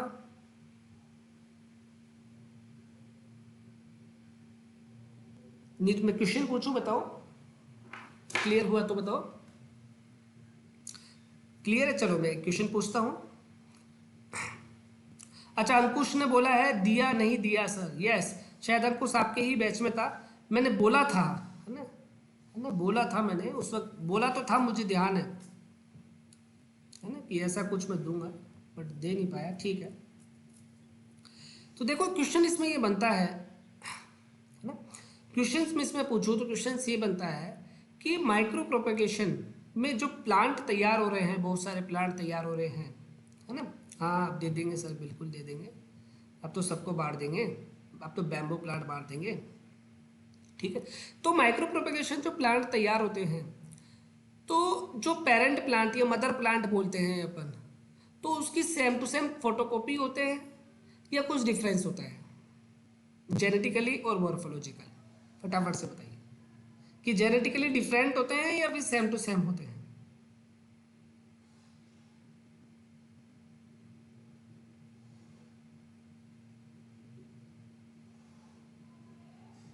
गुड गुड गुड, ध्यान में रखना कि जितने भी माइक्रो प्रोपेगेशंस में जितने भी प्लांट बनते हैं वो जेनेटिकली बिल्कुल सेम होते हैं, है ना, सेम होते हैं, है ना। भाई मॉर्फोलॉजिकल तो वो इन्वायरमेंट के अकॉर्डिंग डिफरेंट हो सकते हैं, ठीक है, कोई छोटा हो गया कोई बड़ा हो गया, किसी की लीफ छोटी हो गई किसी की लीफ बड़ी हो गई, है ना, बट जेनेटिकली वो बिल्कुल सेम होते हैं, सेम होते हैं, ठीक है। ये पहला आपका एक्सपेरिमेंट है micro propagation plant tissue culture का, इसमें से ये क्वेश्चन पूछ सकते हैं, ठीक है। दूसरा इसका एप्लीकेशन अपन बात करते हैं प्लांट टिश्यू कल्चर का, सोमेटिक हाइब्रिडाइजेशन। देखो दो शब्द है यहाँ पे, एक है सोमेटिक एक है हाइब्रिडाइजेशन। हाइब्रिडाइजेशन आपने जेनेटिक्स में पढ़ा होगा, ब्रीडिंग में पढ़ा होगा, ये संकरण जिसको बोलते हैं संकरण, है ना। आपने जेनेटिक्स में जीन हाइब्रिडाइजेशन पढ़ा होगा, है ना, जो मेंडल ने किया था जेनेटिक लेवल पे, जीन हाइब्रिडाइजेशन। यहाँ पर अपन बात कर रहे हैं सोमेटिक हाइब्रिडाइजेशन। सोमेटिक का मतलब जीन से कोई छेड़छाड़ी नहीं करेंगे अपन, डायरेक्ट प्रोटोप्लाज्म, है ना, डायरेक्ट प्रोटोप्लाज्म का ही फ्यूजन कर देते हैं, ठीक है। तो इसीलिए सोमेटिक हाइब्रिडाइजेशन को दूसरा नाम क्या कहते हैं अपन, प्रोटोप्लाज्म फ्यूजन भी कहते हैं। क्या कहते हैं, प्रोटोप्लाज्म फ्यूजन भी कहते हैं। तो देखो यहाँ पर एक प्रोटोप्लाज्म मतलब एक प्लांट का कोशिका ली और दूसरे प्लांट की कोशिका ली, दोनों प्लांट की कोशिका ले ली, एक प्लांट का नाम जिसका ए रखा है, दूसरे प्लांट की कोशिका का नाम जिसका नाम बी रखा है, ठीक है। इसमें भी न्यूक्लियस है और इसमें भी साइटोप्लाज्म मतलब प्रोटोप्लाज्म, और ओवरऑल सबको क्या बोलते हैं अपन, प्रोटोप्लाज्म कहते हैं। मैंने आपको पहले ही बता दिया कि विदाउट सेल वॉल, मतलब सेल वॉल वो या नहीं कोई मैटर नहीं करता, बट सब चीज़ जिसके अंदर साइटोप्लाज्म आ गई, न्यूक्लियोप्लाज्म आ गई, सब कुछ आ गया, वो सब कुछ क्या कहलाता है, प्रोटोप्लाज्म कहलाता है। तो एक प्रोटोप्लाज्म ए है, एक प्रोटोप्लाज्म प्लांट का बी है, ठीक है। दोनों को प्लाज्मोगेमी कर दी। प्लाज्मोगेमी का मतलब होता है दोनों का प्रोटोप्लाज्म फ्यूज कर दिया। अब क्या ये अपने आप हो सकता है क्या, जी नहीं, बिल्कुल अपने आप नहीं हो सकता। इसके लिए आपको इनमें से कोई भी एक टेक्निक अपनानी पड़ेगी, है ना। नॉर्मली सबसे ज़्यादा पीईजी केमिकल यूज करते हैं, पॉलीइथाइलिन ग्लाइकोल। पॉलीइथाइलिन ग्लाइकोल डालने से क्या होता है कि इन कोशिका को झटका लगता है, झटका लगता है जिससे क्या होता है कि इनकी सेल वॉल या सेल मेम्ब्रेन टूट जाती है ना, मतलब पोर हो जाते हैं, जिसमें से एक का ट्रांसफर दूसरे ट्रांसफर में हो जाता है। कैल्शियम या हाई पीएच में भी कर सकते हैं, सोडियम की आयन की सांद्रता बढ़ा दो या बफर सॉल्यूशन में बढ़ा दो, इनमें से कोई भी एक मेथड यूज कर लो प्लाज्मोगेमी के लिए, ठीक है। अब यहाँ पर क्या हुआ देखो, प्रोटोप्लाज्म में क्या हुआ, दोनों का फ्यूजन हो गए, है ना। ये एक का केंद्रक ए है, ये बी का केंद्रक बी है, ठीक है। अब इसके बाद क्या किया अपन ने, यहाँ पे दोनों केंद्रक को भी क्या कर दिया, फ्यूजन कर दिया, फ्यूज कर दिया, ठीक है। और क्या करिए यहाँ पे कैरियोगेमी करवा दी। हाँ अब बोलेंगे सर कैरियोगेमी कैसे होगी, सर कैरियोगेमी तो होगी, सर बहुत सारे मेथड होते हैं, कोल्चिसिन्स हो गया, बहुत सारा केमिकल डाल दिया, जिससे क्या हो गया कि यहाँ पे केंद्रक भी आपस में फ्यूज हो गए। देखो यहाँ पर कैरियोगेमी हुआ है ना, कैरियोगेमी का मतलब फ्यूज हुआ है। अब कैरियोगेमी के अंदर यहाँ पर अभी तक कोई, है ना, क्रॉसिंग ओवर नहीं होएगा, यानी कि भाई इसके क्रोमोसोम के अंदर क्रॉसिंग ओवर हो, फिर फर्टिलाइजेशन हो, है ना, ऐसा कुछ प्रोसेस नहीं है ना। पहले प्रोटोप्लाज्म फ्यूज हुआ, फिर यहाँ पे कैरियोगेमी फ्यूज हुआ, इसलिए यहाँ पे देखो डाइकैरियोटिक न्यूक्लियस बोला है ना, 2n न्यूक्लियस नहीं बोला है ना, यहाँ पे बोला है n+n न्यूक्लियस बोला जाएगा, है ना, डाइकैरियोटिक न्यूक्लियस, 2n नहीं बोला जाएगा, ठीक है। और ये आपका क्या बन गया, सोमेटिक हाइब्रिड बन गया, ठीक है। जो आपका हाइब्रिड बनता है जेनेटिक्स में वो होता है 2n टाइप का, यहाँ पर हाइब्रिड कौन सा है, n+n का, ठीक है, ये लिखा हुआ नहीं है, आप मेंशन कर देना। तो इस प्रकार से क्या बन गया आपका सोमेटिक हाइब्रिडाइजेशन का फॉर्मेशन हो चुका है, ठीक है। तो सोमेटिक हाइब्रिडाइजेशन भी एक प्रकार का प्लांट टिश्यू कल्चर की टेक्निक्स होती है, इसको प्रोटोप्लाज्म फ्यूजन भी कहते हैं। इसमें तो प्रोटोप्लाज्म को फ्यूज किया जाता है, पहले फ्यूज करने के लिए डिफरेंट टाइप की प्रोसेस होती है ना। पीईजी केमिकल का यूज कर सकते हैं, कैल्शियम का यूज कर सकते हैं, सोडियम का यूज कर सकते हैं, बफर सॉल्यूशन का यूज कर सकते हैं, ठीक है। पहले प्रोटोप्लाज्म में फ्यूजन करने के बाद कैरियोगेमी भी कर देते हैं। कैरियोगेमी का मतलब केंद्र का भी फ्यूजन किए करवा दिया जा सकता है, ठीक है। इसलिए यहाँ पे क्या बनता है, हाइब्रिड बनता है, ठीक है, डाइकैरियोटिक न्यूक्लियस बनता है, हाइब्रिड बनता है, सोमेटिक हाइब्रिड, है ना। अब उसके बाद यहाँ पे एक समझने की मैंने आपको टेक्निकली बात बता दी कि डाइकैरियोटिक न्यूक्लियस यहाँ पे n+n न्यूक्लियस है ना, 2n न्यूक्लियस नहीं है, ठीक है। बात भी क्लियर हो गया साहब। अब देखो सोमेटिक हाइब्रिडेशन 3 प्रकार से हो सकता है ना। जो प्लांट ले रहे हो आप A एंड B ले रहे हो सकता है वो प्लांट सेम वैरायटी के हो, मतलब वैरायटी सेम हो, है ना, जैसे ब्रेसिका ओलियरेसिया, है ना, और ब्रेसिका कैपिटेटा, है ना। तो ब्रेसिका ओलिरेजिया, इनकी इंटर वेराइटी मतलब वेराइटी के अंदर सेम वेराइटी से अपन ने के बीच में करा गया, सॉरी इंटर वेराइटी से मतलब दो अलग अलग वेराइटीज को लेकर क्रॉस करवा, मतलब क्रॉस मतलब फ्यूजन करवा दिया। यहाँ पे इंटर स्पेसिफिक ले सकते हैं जिसमें स्पीसीज अलग अलग हो, ठीक है, जैसे ब्रेसिका ओलिरेसिया, ठीक है, और ब्रेसिका कंपेस्ट्रिस, है ना। दोनों में देखो स्पीसीज अलग अलग है ना। यहाँ पे ओलिरेसिया अलग है, यहाँ पे कंपेस्ट्रिस अलग अलग है ना। तो यहाँ पे इनका क्रॉस करवा भी सकते हैं, दोनों का अलग अलग प्रोटोप्लाज्म ले सकते हैं, है ना। यहाँ क्रॉस का मतलब वो मत लेना, है ना, जो जेनेटिक्स में पढ़ते हो आप कि भाई इनका क्रॉस करा के हाइब्रिड बना रहे हैं, है ना। यहाँ पे क्रॉस नहीं करा रहे, यहाँ पे प्रोटोप्लाज्म का फ्यूजन करवा रहे हैं, जब तो सोमेटिक हाइब्रिडाइजेशन हुआ, है ना। और तीसरा होता है इंटरजेनेरिक, ठीक है। तो सबसे पहला जो सोमेटिक हाइब्रिड बना था वो बना था पोमेटो। पोमेटो किस चीज से बना साहब? पोमेटो बना पोटेटो प्लस टोमेटो मिलके, ठीक है, तो वो बना आपका पोमेटो, ठीक है। तो पोमेटो एक प्रकार का कैसा है? इंटरजेनेरिक सोमेटिक हाइब्रिड है, इंटरजेनेरिक सोमेटिक हाइब्रिड है। जबकि आपको पता होगा ट्रिटिकेल, ट्रिटिकेल ट्रिटिकेल एक सोमेटिक हाइब्रिड नहीं है, है ना, वो इंटरजेनेरिक, है ना, एक नॉर्मल हाइब्रिड है जो हाइब्रिडाइजेशन प्रोसेस से बना है ना, वो सोमेटिक हाइब्रिड से नहीं बना है, ठीक है। ये बेसिक डिफरेंस है पोमेटो में और एक आप ट्रिटिकेल के अंदर, ठीक है। तो ये हाइब्रिड बनता है पोमेटो प्लस टोमेटो प्रोटोप्लाज्म के फ्यूजन से, ठीक है। तो ये सोमेटिक हाइब्रिडाइजेशन क्लियर हुआ नहीं हुआ? उसके बाद मैं अगर क्वेश्चन पूछूं, बताओ सोमेटिक हाइब्रिडाइजेशन क्लियर हुआ? देखो तो प्लांट टिश्यू कल्चर के अपन ने दो टेक्निक्स अपन ने पढ़ ली है। पहली टेक्निक्स अपन ने माइक्रो प्रोपेगेशन पढ़ी, दूसरी टेक्निक्स अपन ने सोमेटिक हाइब्रिडाइजेशन पढ़ी। सोमेटिक हाइब्रिडाइजेशन में कोई संकरण नहीं होता है, इसमें क्या होता है? फ्यूजन करवाया जाता है। सबसे पहले प्रोटोप्लाज्म का फ्यूजन करवाया जाता है, उसके बाद न्यूक्लियस का फ्यूजन करवाया जाता है, और जो रिजल्टेड हाइब्रिड बनता है उसको अपन सोमेटिक हाइब्रिड कहते हैं। और उस सोमेटिक हाइब्रिड की क्या विशेषता होती है साहब? कि उस सोमेटिक हाइब्रिड की विशेषता होती है कि वो डाइकैरियोटिक हाइब्रिड होता है, मतलब N+N, है ना, उसके अंदर मटेरियल, मतलब उसका genetic material N+N dikaryotic nucleus होता है, ठीक है।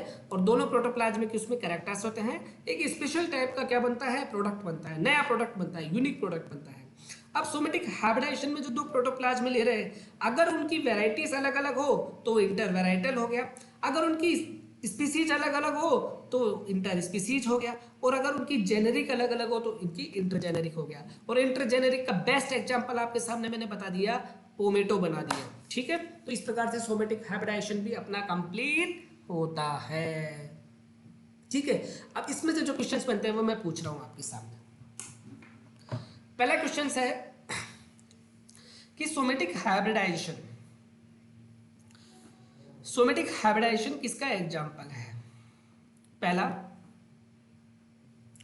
कि जेनेटिक इंजीनियरिंग से बना है, प्लांट टिश्यू कल्चर से बना है, आपका मोनोक्लोनल एंटीबॉडीज से बना है, या फिर आपका डीएनए फिंगरप्रिंटिंग, वो जिसको पीसीआर पॉलीमरेज चेन रिएक्शन से बना है। किसका एग्जांपल है? यस, सबका पता है प्लांट टिश्यू कल्चर। पहला क्वेश्चन तो। दूसरी बात कि जो सोमेटिक हाइब्रिड बनता है उसका नेचर कैसा होता है? पहला ऑप्शन मल्टी न्यूक्लिएटेड, दूसरा ऑप्शन मोनोन्यूक्लिएटेड, तीसरा डाइकैरियोटिक मतलब डाइन्यूक्लिएटेड, और चौथा ऑप्शन कुछ भी हो सकता है ना, डाइकैरियोटिक या डाइन्यूक्लिएटेड। देखो मैं अभी भी कह रहा हूं 2N आप आंसर मत दीजिए, 2N आंसर आप दोगे तो फंस जाओगे।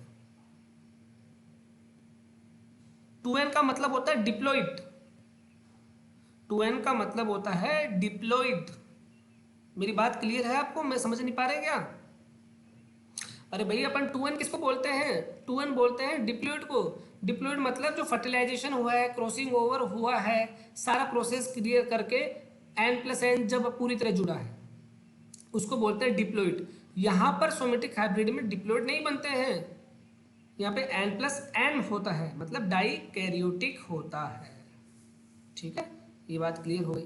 नेक्स्ट मेरा question, pomato, pomato is an example of, पहला ऑप्शन माइक्रो प्रोपेगेशन, दूसरा ऑप्शन हाइब्रिडाइजेशन, तीसरा option somatic hybridisation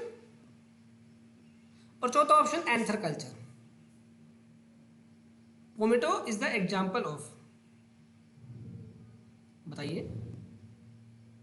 somatic hybridisation, good. Somatic hybridisation, good good good, है ना। इंटरजेनेरिक होता है ना। या फिर ऐसे भी क्वेश्चन पूछ सकते हैं कि pomato is the example of, है ना, intervarietal somatic hybridisation, intergeneric somatic hybridisation, interspecific somatic hybridisation, या फिर इंटरजेनेरिक जेनेटिक हाइब्रिडाइजेशन। फटाफट बताइए आंसर।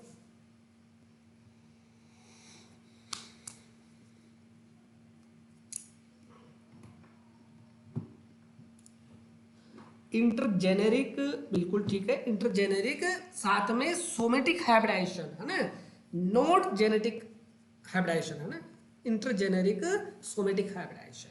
तो देखो दो चीजें अपने कंप्लीट हो चुकी है ना, माइक्रो प्रोपेगेशन कंप्लीट हो चुका है और आपका सोमेटिक हाइब्रिडाइजेशन कंप्लीट हो चुका है, ठीक है।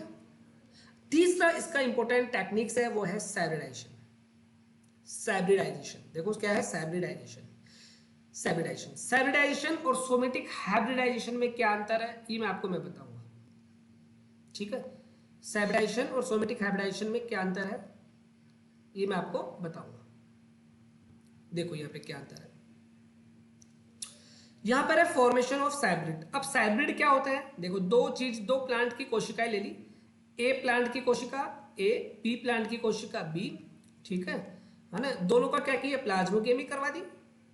प्लाज्मोगेमी मतलब प्रोटोप्लाज्म का फ्यूजन करवा दिया, ठीक है। और प्रोटोप्लाज्म का फ्यूजन करवाने के बाद यहां पर क्या किया, कैरियोगेमी नहीं करवाई जाती है साहब, कैरियोगेमी नहीं करवाई जाती है, ठीक है। कैरियोगेमी यहाँ पे नहीं करवाई जाती है। तो हाइब्रिड का एक क्वेश्चन बनता है, सिर्फ एक क्वेश्चन बनता है कि हाइब्रिड के अंदर प्रोटोप्लाज्म ए का होता है या बी का होता है।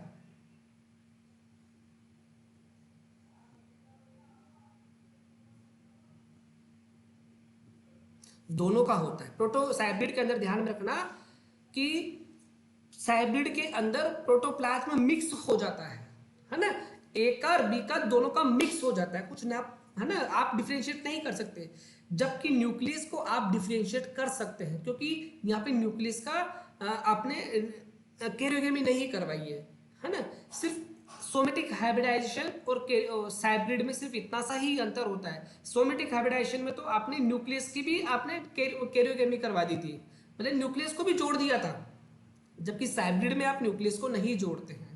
हाइब्रिड में आप न्यूक्लियस को नहीं जोड़ते हैं, ठीक है। तो ये बन गया आपका हाइब्रिडाइजेशन। देखते हैं इसका कोई एग्जांपल है क्या कोई।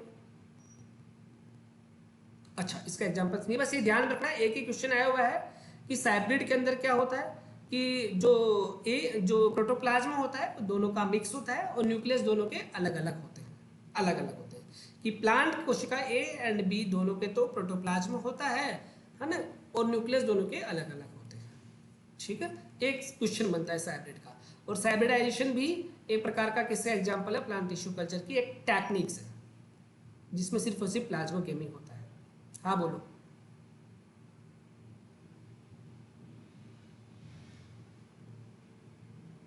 हाँ बिल्कुल, भाई सेल्फ फ्यूजन ही तो हो रही है, सिर्फ और सिर्फ सेल्फ फ्यूजन हो रही है और कुछ भी नहीं हो रहा, है ना। जिसको आप टेक्निकली प्लाज्मोगेमी बोलो या है ना, या कुछ भी बोलो, ठीक है। ये अपना तीसरा हाइब्रिडाइजेशन भी, हाइब्रिडाइजेशन में सिर्फ एक ही चीज ध्यान में रखनी है और कुछ भी ध्यान में नहीं रखना कि हाइब्रिडाइजेशन के दौरान सिर्फ जो सेल होती है, जो सेल का साइटोप्लाज्म होता है या प्रोटोप्लाज्म होता है वो फ्यूजन होता है, न्यूक्लियस फ्यूजन नहीं होता है। न्यूक्लियस दोनों के सेपरेट सेपरेट रहते हैं, ठीक है। ये हो गया। उसके बाद अपन बात करें, मेरी आवाज आ रही है आपको, मेरी आवाज आ रही है आपको, अगर यस नो बोल दीजिए। मेरी मेरी आवाज आ रही है, एक बार बोल लीजिए मेरी आवाज आ रही है तो। हेलो हेलो हेलो, आ रही है, ठीक। बता दिया करो, डर लगने लग जाता है, ठीक। प्रॉब्लम रहती है जूम मीट में, मीट में, जूम में नहीं रहती है। चलिए ठीक है, ये हो गया, तीसरा भी हो गया सेबडाइजेशन। चौथा है सोमा क्लोनल वेरिएशन, बहुत बहुत इंपॉर्टेंट, बहुत बहुत इंपॉर्टेंट है सोमा क्लोनल वेरिएशन। ठीक है, देखो पहला पॉइंट ये कि प्लांट टिश्यू कल्चर के दौरान जो वेरिएशन क्रिएट होती है ना, वो वेरिएशन क्या कहलाती है, वो सोमा क्लोनल वेरिएशन कहलाती है। ठीक है, दूसरा ये शब्द किसने दिया था, लार्किन एंड स्कोक्राफ्ट ने किया था। कितने दिया था, लार्किन एंड स्कोक्राफ्ट ने ये शब्द दिया था, है ना। तो देखो जो, और एक और बात, सोमा क्लोनल वेरिएशन कभी भी जीन के अंदर नहीं होती है ना, ये सोमेटिक सेल के अंदर होती है ना। Somatic cell divided mitotic division in somaclonal hybridisation, है ना। ये सोमेटिक सेल मतलब साइटोप्लाज्म के द्वारा वेरिएशन क्रिएट होती है, ये न्यूक्लियस के द्वारा वेरिएशन क्रिएट नहीं होती है, इतना सा अंतर होता है इसके अंदर। ठीक है, इस एप्लीकेशन का यूज देखो कहाँ कहाँ किया जा रहा है, डिजीज रेजिस्टेंट वेराइटीज बनाई जा रही है, डिजीज रेजिस्टेंट प्लांट बनाई जा रही है। जैसे मोस्ट इंपोर्टेंट एग्जांपल है वरुणा। वरुणा आप सबको पता है किसकी वेराइटीज है, वरुणा किसकी वेराइटीज है, मस्टर्ड ब्रेसिका, मस्टर्ड की, ब्रेसिका की ये वेराइटी है, सोमेटिक हाइब्रिडाइजेशन से बनी हुई। ठीक है, ओनो एंड बायोनोस्टेरा ये किसकी वेराइटीज है, फटाफट बताओ। ओनो नाम सुना होगा, सिट्रुनेला का होगा, है ओनो एंड बायोटेरा, बायोटेरा शायद सिट्रुनेला का होगा। हाँ, अभी मैं पूरा लिस्ट है, पूरी लिस्ट है, आप देखना। ये भी किसका एग्जांपल है, ये भी सोमेटिक हाइब्रिडाइजेशन का एग्जांपल है ना। ये भी सोमेटिक, अब देखो यहाँ पे मैंने सारा लिख रखा है कि सोमा क्लोनल वेरिएशन से या सोमेटिक हाइब्रिडाइजेशन से कौन कौन सी क्रॉप के अंदर कौन कौन सी वेराइटीज की गई है। तो देखो वरुणा ब्रेसिका जुन्सिया मस्टर्ड के अंदर की गई है, बायोटेरा सिट्रुनेला के अंदर की गई है, ओनो सुगर केन के अंदर की गई है, स्कारलेट स्वीट पोटैटो के अंदर की गई है, सिग्मा अल्फा अल्फा के अंदर की गई है, और वेलवेट रोज ग्रेनेरिया के अंदर की गई है ना। जरेनिया, जिरेनिया, जिरेनिया, जिरेनिया एक प्रकार का फ्लावरिंग प्लांट होता है ना, जिरेनिया, उसके अंदर की गई है। तो देखो वरुणा और बायोटेरा और ओनो ये वेरी वेरी इंपॉर्टेंट, और आपने कई बार सुना होगा वरुणा के बारे में क्वेश्चंस, मैं आपको क्वेश्चंस भी बता दूंगा कल कि वरुणा में से कई क्वेश्चन आया, वो सिंपल यही क्वेश्चन पूछता है कि मस्टर्ड की कौन सी वैरायटी सोमेटिक हाइब्रिडाइजेशन से डेवलप की गई है, चार कोई नाम दे देगा और उनमें से एक नाम होगा वरुणा भी नाम होगा, तो आप वरुणा ध्यान में रखना। बायोटेरा पूछ लेगा कि कौन किसमें सोमेटिक हाइब्रिडाइजेशन से क्रिएट की गई है, तो आपको सिट्रुनेला ध्यान रखना पड़ेगा, है ना। ओनो ध्यान में रह जाएगा, सुगर केन, है ना। या आपको इस तरीके से भी पूछ सकता है कि निम्न में से कौन सी वैरायटी सोमा क्लोनल वैरायटीज से क्रिएट की गई है ना। तीन और कोई वैरायटीज हो और इनमें से कोई नाम हो, तो आप एक दो बार इसको पढ़ भी लोगे ना तो आपको ध्यान में रह जाएगा। वरुणा हो जाएगा, बायोटेरा हो जाएगा, ओनो हो जाएगा, स्कारलेट हो जाएगा, सिग्मा हो जाएगा, वेलवेट हो जाएगा, और ऊपर की तीन तो आपको ध्यान में रखनी ही है। बाकी तीन आप ध्यान में रखो नहीं रखो, बट ऊपर के तीन आपको ध्यान में रखनी ही है। ये क्लियर हुआ आपका, मुझे बताओ ये क्लियर हुआ, ये क्या चीज मैं समझा रहा हूँ वो बात आपको समझ में आ रही है। अरे भाई कुछ तो बोलो, आवाज फिर गई क्या मेरी, अजी साहब कुछ तो बोलिए, आवाज गई क्या मेरी, hello hello hello.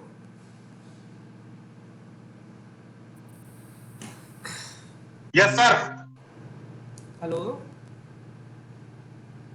Yes sir, ठीक है, गुड गुड, है ना। तो ये सोमा क्लोनल वेरिएशन का हो गया। अब देखो, है ना, कुछ रेजिस्टेंट डिजीज रेजिस्टेंट वैरायटीज भी क्रिएट की गई है ना, किस किस किस के ग्रुप में और किस डिजीज के अगेंस्ट डिजीज रेजिस्टेंस की गई है ना। तो ये सारी सारी जो रेजिस्टेंस है वो सोमा क्लोनल वेरिएशन के थ्रू या सोमेटिक हाइब्रिडाइजेशन के थ्रू या प्लांट टिश्यू कल्चर के थ्रू क्रिएट की गई है ना। जैसे मैं एग्जांपल के तौर में बात करूं, शुगर केन के अंदर तो पिगी वायरस, आई स्पॉट, डाउनी मिल्ड्यू, इसकी प्रति डिजीज रेजिस्टेंस शुगर केन में डाला गया है। पोटैटो के अंदर potato shape resistant early and let blade का ये भी डाला गया है। राइस एंड व्हीट में ग्रेन साइज को इंक्रीज किया गया है ना। और मेज के अंदर टी टॉक्सिन रेजिस्टेंस डाला गया है। टी टॉक्सिन मैंने पैथोलॉजी में बताया था आपको, है ना, ये फंगस के द्वारा रिलीज होता है, ठीक है, टी टॉक्सिन, है ना। तो इस तरीके से आप ध्यान में रखना, है ना, कि इस प्रकार से डिजीज रेजिस्टेंस के इस स्कोप के अंदर, है ना, ये चीज़ डाली गई है। ये भी क्लियर हो गया। एबायोटिक स्ट्रेस टॉलरेंट भी डाला गया है कि भाई एबायोटिक मतलब नॉर्मली जो इन्वायरमेंटल स्ट्रेसेस होते हैं उसके प्रति टॉलरेंट वैरायटीज बनाई गई है ना। देखो मैंने आपको पैथोलॉजी पढ़ाया था, जब क्लियर आपको मेंशन किया था रेजिस्टेंट वैरायटी अलग होती है और टॉलरेंट वैरायटीज अलग होती है। रेजिस्टेंट का मतलब कि उसके अंदर होगा ही नहीं, और टॉलरेंट का मतलब होगा पर उसको सामना कर जाता है। जिससे कैरेट के अंदर एल्यूमिनियम टॉलरेंस क्रिएट किया गया है ना। मेज एंड टोमेटो में सॉल्ट टॉलरेंस लिया गया है ना। ठीक है, ये सारी कुछ कैलस कल्चर अपन बनाते हैं जिसमें क्या करते हैं, प्रोडक्शन ऑफ सेकेंडरी मेटाबोलाइट्स। अब सेकेंडरी मेटाबोलाइट्स क्या होते हैं साहब, आपको मैंने कई बार बताया सेकेंडरी मेटाबोलाइट्स बायोकेमिस्ट्री के अंदर पढ़ते हैं तो दो प्रकार के होते हैं, primary metabolites, secondary metabolites. Primary metabolite जो प्लांट के अंदर बनते हैं बट उनका फंक्शन अपने को पता है, प्लांट ये क्यों बनाता है ना। जबकि सेकेंडरी मेटाबोलाइट्स ऐसे होते हैं जो प्लांट में बनते तो हैं बट अपने को फंक्शन नहीं पता कि प्लांट ये क्यों बना रहा है। वो सारे क्या कहलाते हैं, सेकेंडरी मेटाबोलाइट्स कहलाते हैं, है ना। मतलब साइंटिस्ट को अभी तक क्लियरली पता नहीं है कि प्लांट ही क्यों बना है। जैसे अफीम की मैं बात करूँ, टोबैको की मैं बात करूँ, कैफीन की मैं बात करूँ, है ना, ये प्लांट के अंदर ही बनते हैं बट प्लांट में क्या यूज होता है इसका, ये आज तक डिस्कवर नहीं कर सके। तो वो सारे क्या कहलाते हैं, सेकेंडरी मेटाबोलाइट्स होते हैं। तो अपन कैलस कल्चर के थ्रू डायरेक्ट अपन सेकेंडरी मेटाबोलाइट्स का फॉर्मेशन भी कर सकते हैं ना, क्योंकि आपको पता है अपने कोर्स के अंदर ATP, alkaloids, terpenoids and phenolics 3 प्रकार के सेकेंडरी मेटाबोलाइट्स दे रखे हैं। और सेकेंडरी मेटाबोलाइट्स अपने लिए बहुत बहुत इंपॉर्टेंट होते हैं। बहुत सारे मेडिसिन बनती है, बहुत सारे उसका फिजिकल में यूज होता है, बहुत यूज होता है ना। तो कैलस कल्चर से अपन डायरेक्ट उसको बना सकते हैं। ठीक है, उसके बाद अपन बात करें एग्जाम्पल्स में बात करें, जैसे मैं बताया ना एल्कलॉइड्स, सैपनिन, स्टीरॉइड्स की बहुत सारी टैबलेट्स आती है, आपको पता है प्रेगनेंसी वाली है ना, आफ्टर प्रेगनेंसी, है ना, गर्भ निरोधक जो गोलियाँ होती हैं, एंटी ट्यूमर की बहुत सारी इसके जो टैबलेट्स आती है, बायोपेस्टिसाइड्स आते हैं, डायोक्सिन ये है ना, एंटी फर्टिलिटी टैबलेट्स ये है ना, डायोक्सिन, विनिरिस्टिन, है ना। ये सारे के सारे जो सेकेंडरी मेटाबोलाइट्स है, पहली बात तो ये सारे के सारे सेकेंडरी मेटाबोलाइट्स है ना, ये डायरेक्ट अपन टिश्यू कल्चर से क्रिएट कर सकते हैं। नेक्स्ट है उसका प्रोडक्शन ऑफ हैप्लॉइड, है ना। तो प्लांट टिश्यू कल्चर के नेक्स्ट टेक्निक्स है ना, कि हैप्लॉइड का फॉर्मेशन करना। हैप्लॉइड मतलब एंड देखो हैप्लॉइड का फॉर्मेशन क्यों बोल रहा हूँ, क्योंकि हैप्लॉइड का फॉर्मेशन इसलिए जरूरी होता है कि जैसा का जैसा प्लांट है ना, वैसा का वैसा आपको क्रिएट कर देना, मतलब हैप्लॉइड क्रिएट करना। ठीक है, तो इसके 3 एग्जांपल्स है, पोलन कल्चर, एंथर कल्चर और ओवरी कल्चर। इन तीनों का एक ही पर्पस है, डिजीज रेजिस्टेंस आपको क्रिएट करना। ठीक है, इनकी मैकेनिज्म सेम टू सेम वैसी की है जैसे मैंने स्टार्टिंग में बताया था, वो लो फिर वैसा का वैसा क्रिएट कर दो।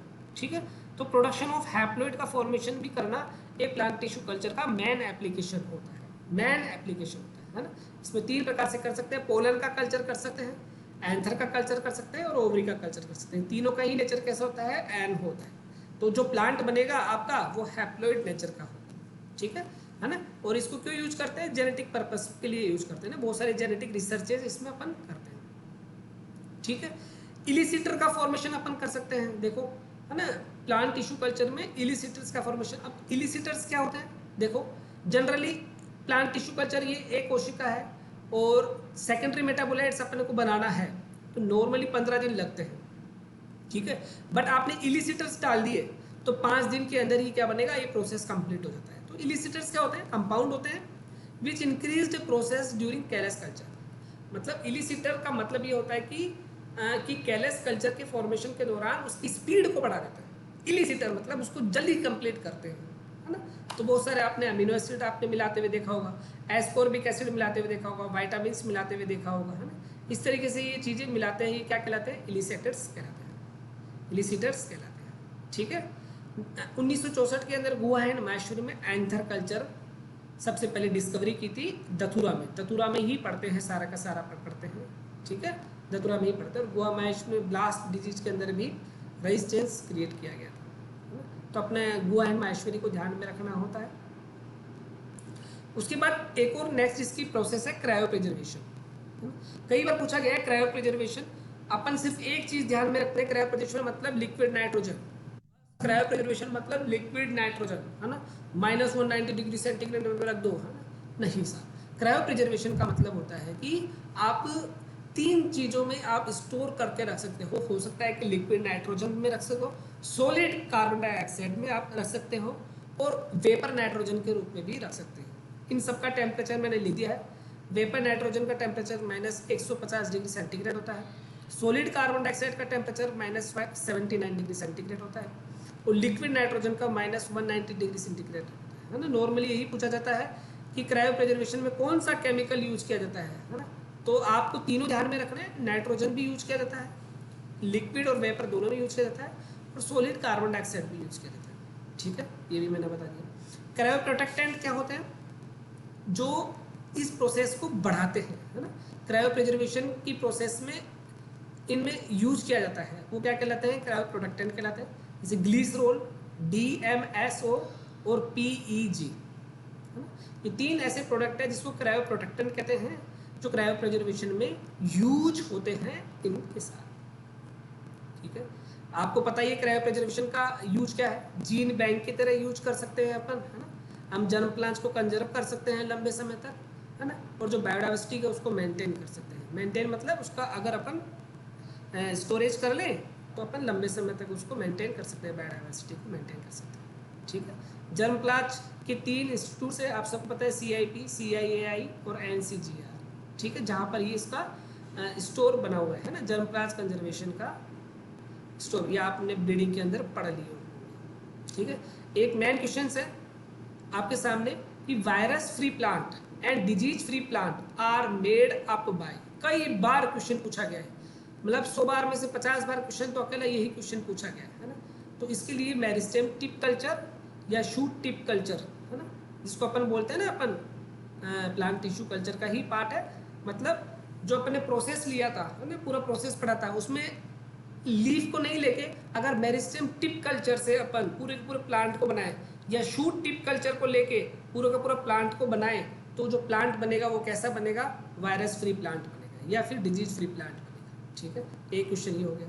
दूसरा, सोमा क्लोनल वेरिएशन टर्म किसने दिया, लार्किन एंड स्कोरफार्ट ने दिया, ये मैंने आपको पहले भी बता दिया। First somaclonal hybrid are produced in datura में हुआ था, ठीक है, और शिलर ने इसको डिस्कवर किया था, ठीक है, ये भी बात क्लियर हो गई, ठीक है। तो इसके बाद DNA मार्कर आते हैं ना। तो देखो यहाँ पर आज अपन ने जो पढ़ा है वो प्लांट टिश्यू कल्चर पढ़ा था, ठीक है, प्लांट टिश्यू कल्चर अपन ने पढ़ा था। प्लांट टिश्यू कल्चर के अंदर जब मैंने स्टार्टिंग में आपको मैंने बताया था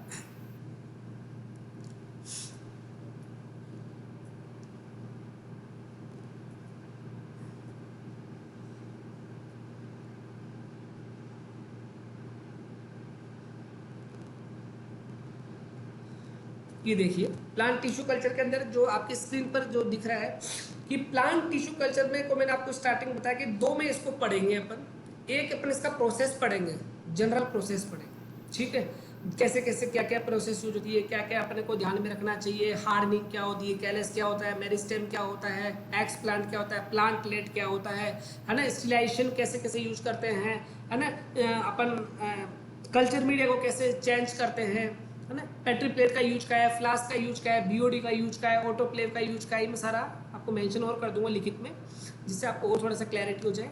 तो ये सब कुछ अपन ने पढ़ा। अब इस प्लांट टिश्यू कल्चर के क्या क्या एप्लीकेशन थे, तो सबसे पहले अपन ने माइक्रो प्रोपेगेशन पढ़ा, है ना। माइक्रो प्रोपेगेशन, एक प्लांट से बहुत सारी मल्टीपल कॉपीज बना दो, है ना, क्लोनिंग बोल दो जिसको, है ना, जिसको माइक्रो प्रोपेगेशन नर्सरी वाले बहुत ज़्यादा यूज करते हैं, अपन प्रैक्टिकली यही यूज करते हैं, ठीक है। माइक्रो प्रोपेगेशन पढ़ा, उसके बाद अपन ने सोमेटिक हाइब्रिडाइजेशन पढ़ा। सोमेटिक हाइब्रिडाइजेशन के अंदर अपन ने जो पढ़ा कि इसके अंदर प्रोटोप्लाज्म का फ्यूजन करवाया और लास्ट में न्यूक्लियस का भी फ्यूजन करवा दिया, ठीक है। उसके बाद अपन ने हाइब्रिडाइजेशन पढ़ा था, जिसमें हाइब्रिड का फॉर्मेशन क्या था, इसमें सिंपल सा इसमें सेल का ही फ्यूजन हुआ था, मतलब प्रोटोप्लाज्म का ही फ्यूजन हुआ था, न्यूक्लियस का फ्यूजन नहीं हुआ था। फिर उसके बाद अपन ने हैप्लॉइड कल्चर पढ़ा। हैप्लॉइड कल्चर के 3 एग्जांपल्स होते हैं, एंथर कल्चर, ओवरी कल्चर, है ना, और आपका क्या था तीसरा, एंथर हो गया, ओवरी कल्चर हो गया, है ना, और पोलन कल्चर, 3 इसके एग्जांपल अपन ने पढ़े थे, है ना। और लास्ट में अपन ने सोमा क्लोनल वेरिएशन के बारे में पढ़ा। सोमा क्लोनल वेरिएशन के क्या क्या एग्जांपल थे, क्या क्या वेराइटीज, है ना, सोमेटिक हाइब्रिडाइजेशन के दौरान जो वेरिएशन क्रिएट होती है उसको सोमा क्लोनल वेरिएशन कहा। लार्क एंड स्क्रोफाट में इस शब्द को दिया गया और इससे रिलेटेड जो इंपॉर्टेंट वैरायटीज करी हुई है, जैसे ओनो सुगर केन में हुई, सिट्रोनेला के अंदर बायोतेरा हुई है ना, और अपना वरुणा सरसों के अंदर क्रिएट हुई है ना। तो ये अपन ने सारा कंप्लीट किया। उसके बाद क्रायो प्रिजर्वेशन पढ़ लिया अपन ने, है ना, जर्म प्लास्ट पढ़ लिया। तो ये सारा प्लांट टिश्यू कल्चर का बेसिक जो अपने से पूछा जाता है ना, डिटेल्स में बेसिक पूरा सफिशिएंट है। इससे बाहर आपके प्री पीजी में नहीं आता है, ना कोई आपके किसी एग्जाम्स में आएगा, जब चाहे ए हो चाहे डब्ल्यू हो, इसके बाहर आपको नहीं पूछा जाता है ना। ये मैंने पूरा कंप्लीट कर लिया है ना। अब इससे रिलेटेड जितने भी अपने क्वेश्चंस आए हुए हैं प्रीवियस ईयर्स में, है ना, वो अपन प्रैक्टिस अपन एक साथ अपन कल कर लेंगे, ठीक है। तो आज की क्लास आपको समझ में आई या नहीं आई, ये मुझे बता दीजिए। थोड़ा बहुत भी क्लियर हुआ या भाई अपनी मेहनत सफल हुई नहीं हुई आज की? कल तक थोड़ा सा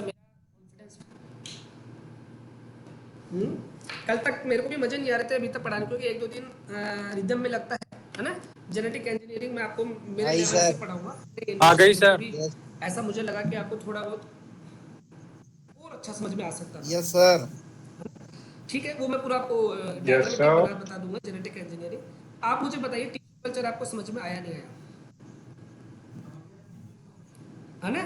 इसकी प्रैक्टिस करना क्वेश्चंस की। ये रिकॉर्डेड वीडियो मैं अभी के भी डाल देता हूँ, क्योंकि मैं एक बार निकल गया फील्ड में तो सीधे रात को आता हूँ मैं, है ना। फिर मेरे को रात को, इसलिए मैं अभी के भी डाल के जाऊँगा। आप इसका रिवाइज करना, है ना। और दूसरा एक और चीज देखो, मुझे फटाफट से मुझे बता, आ गया सर। एक पेपर सफिशिएंट है? स्टैटिस्टिक्स का एक पेपर सफिशिएंट है क्या? ये दो पेपर ले भाई, अपने टेस्ट सीरीज अपन करने वाले हैं ना भाई। लाइव उस टेस्ट सीरीज का नाम okay sir, okay live online test series, ठीक है, लाइव ऑनलाइन टेस्ट सीरीज। तो स्टेट का मेरे हिसाब से एक पेपर ले, दो पेपर ले भाई। मैं आपका एग्जाम सितंबर में है, सितंबर के, सही मान रहा हूँ गलत मान रहा हूँ मुझे बताओ, है ना। बिल्कुल ठीक है, आपका एग्जाम्पल अगस्त में नहीं हो सकता है। अब आपको पता भी पड़ेगा, आज ही आप अखबार देखोगे तो पहले ही पेज पे राजस्थान गवर्नमेंट के मुख्यमंत्री श्रीमान अशोक गहलोत जी ने क्लियर कर दिया है कि डेल्टा, ये एक नया डेल्टा वेरिएंट आया है कोरोना का। सही है सर, लास्ट सितंबर में सही मान रहे हो सर। वेरिएंट आया है भाई, एक से बच नहीं रहे दूसरे, तो उनके अभी पूरी प्रायोरिटीज है वैक्सीनेशन पर। जब तक वैक्सीनेशन पूरा कंप्लीट नहीं होगा, क्योंकि आपकी मेरे हिसाब से आपकी एज 18 हो गई, 18 से कम है नहीं, डेल्टा मैं तो प्लस बता रहा हूँ कईयों की 18 से कम भी होगी। एक 12th स्टूडेंट की एज क्या होती है? एक 12th स्टूडेंट की एज क्या होती है? 16-17 होती है ना। तो गारंटी है आपका एग्जाम से पहले हो ही नहीं सकता, हो ही नहीं सकता। कम है सर। 18 प्लस है। उनका पहला क्राइटेरिया है कि विदाउट वैक्सीनेशन आप कुछ भी नहीं कर सकते, है ना। क्योंकि अभी 18 से ऊपर का वैक्सीनेशन हुआ है। आप 17 16 आज एक 17 बार में 12 से 18 का वैक्सीनेशन स्टार्ट होने वाला है जुलाई में। तो पहले पूरा 16 17 सर, है ना। और उस एग्जाम सब देने ग्रेड। वाले महीने का आपको टाइम देना पड़ेगा, एक महीने का एटलीस्ट, मतलब 20 दिन का टाइम तो देना ही पड़ेगा आपको। तो मेरे हिसाब से इस पूरे सिनेरियो को देखते हुए आपका एग्जाम सितंबर में ही जाने का चांसेस है, ये मेरे को लगता है ऐसा, है ना। क्योंकि मैं ऐसा थ्योरेटिकल नहीं बोल रहा। 1 अगस्त को हो सकता है, तो उसका अनाउंसमेंट आपका 1 तारीख से पहले पहले आ जाना चाहिए। मैं भी कह रहा हूँ 1 अगस्त को कैसे करवा दोगे आप एग्जाम? आपके 12th के स्टूडेंट का बच्चा 17 साल से नीचे आ रहा है, 18 साल से नीचे आ रहा है, तो बिना वैक्सीनेशन एग्जाम कैसे देने जाएगा? 1 अगस्त को भी हो सकता है सर। आप समझ पा रहे हैं थोड़ी फीलिंग भाई? आप 1 अगस्त पे एग्जाम करवा रहे हो, है ना। इसकी रेस्पॉन्सिबिलिटी कौन लेता है? क्या जोबनेर यूनिवर्सिटी लेगी इसकी रेस्पॉन्सिबिलिटी की कि कोई भी बच्चा जो एग्जाम देने गया वो कोरोना पॉजिटिव हो जाए?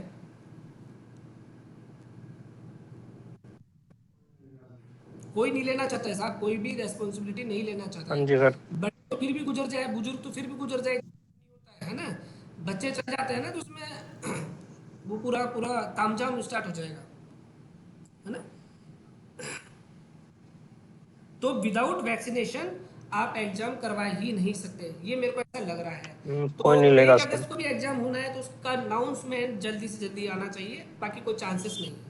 तो मैं पूरा सितंबर को लेके आपका पूरा टेस्ट आपका पूरा कर रहा हूँ, है ना। तो मैं पूरा महीने ले रहा हूँ, जुलाई और अगस्त, ठीक है, जुलाई आपका अगस्त, जुलाई और अगस्त, ठीक है, जुलाई अगस्त को लेके मैं पूरा चल रहा हूँ, 2 महीने काफ़ी है, काफ़ी पूरे आपके टेस्ट के लिए काफ़ी है, तो है ना। तो मुझे फटाफट से बता दीजिए कि स्टेट के 1 पेपर या 2 पेपर सफिशिएंट रहेंगे, स्टेट के 2 पेपर, ठीक है, और पैथो के फटाफट एक मत बोलिए, अपने अपने व्यू रख दीजिए, मैं मैसेज कॉपी कर लूँगा, मैं देख लूँगा, आप मैसेज में या एक काम करना, मेरे को आप पर्सनली मेरे को व्हाट्सएप कर देना, या ग्रुप जो बना हुआ है उसमें व्हाट्सएप कर देना, ग्रुप मतलब जो भी ग्रुप बना हुआ है उसमें अपने अपने ओपिनियन डाल स्टेट देना के सर दो कि दो किस पेपर ले लो, सब्जेक्ट के एक कितने बेसिक कितने ले लो, पेपर आपको चाहिए, एक थोड़ा अपर ठीक है, लेवल ले लो। कितने कितने पेपर्स आपको चाहिए, ठीक है, उसी हिसाब से। बाकी इसके अलावा मैं जो चीज़ आपको दे रहा हूँ मैं आपको बता देता हूँ कि प्री पीजी के तो पूरा का पूरा आपको फैसिलिटीज मिल रही है, 2014 से लेकर 2020 तक सारे के सारे पेपर्स आपको मिल रहे हैं, ऑनलाइन आप टेस्ट दीजिए, उसकी सॉफ्ट कॉपीज आपको मिल जाएगी, विद सॉल्यूशंस आपको मिल जाएगी, पहला पॉइंट ये मिल जाएगा। दूसरा, सारे के सारे पेपर सब्जेक्ट वाइज आपको जैसे अभी बायोटेक पढ़ रहे हैं, आपको प्रैक्टिस करने की मेरे को सबसे मतलब नहीं, बायोटेक के कितने कितने क्वेश्चन अब तक आए हुए हैं, है ना, आपको अलग अलग पेपर में छांटने की जरूरत नहीं है, एक ही पेपर में सारे बायोटेक के आपको क्वेश्चंस मिल जाएंगे। ये 3 फैसिलिटीज तो मैं आपको इंक्लूडेड दे रहा हूँ, ठीक है। इसके अलावा बीएचयू के कुछ पेपर्स हैं, है ना, एएफओ के कुछ पेपर्स हैं, सारे नहीं है, कुछ पेपर्स हैं, बीएचयू के कुछ पेपर्स हैं, 2 महीने तक तो सारे अपलोड हो जाएंगे, 2 महीने में तो सारे अपलोड हो जाएंगे। उसके अलावा मैं पंजाब का एक एग्जाम पीएयू, क्योंकि उसमें भी कई जाते हैं, वो एग्जाम करने वाला हूँ, है ना, पीएयू एक कोई एक और एग्जाम होता है ना, पता नहीं उसका, तो ऐसे 4-5 एग्जाम का पूरा आपको पैकेज मिल जाएगा, ठीक है। तो ये पूरा टेस्ट सीरीज पूरा पैटर्न आप मुझे बता दीजिए, बाकी किस किस का है ये मेरे को व्हाट्सअप कर देना, अपना जो स्टडी जंक्शन ऐप है उसको बता देना, और इसका कैसा प्रोसेस होगा पूरा मैं एक वीडियो में आपको समझाऊंगा, उसके लिए अलग से अपन करेंगे, ठीक है। और एक और स्पेशल है, अगर मैं मतलब मेरे को एक ऑफर मिला हुआ है, मतलब कोशिश की थी मैंने कि अगर मैं इसको जो जल्दी अगर रिलीज करता हूँ तो जो भी कुछ फैसिलिटीज है मतलब वो आपके लिए अच्छा है ना, तो कोशिश है मैं इसको आज या कल कल तो मैं इसको रिलीज कर ही दूँ, ठीक है, तो जिससे आपका भी थोड़ा बहुत आता कन्वीनियंस। हाँ बताइए, सर एक क्वेश्चन, हाँ बताइए।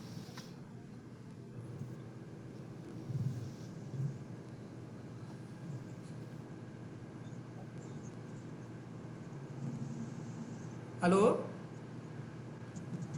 हाँ हाँ हाँ बोलिए, क्लोनिंग वेक्टर कौन सा है, सर ऑप्शन एक बताओ। क्वेश्चन है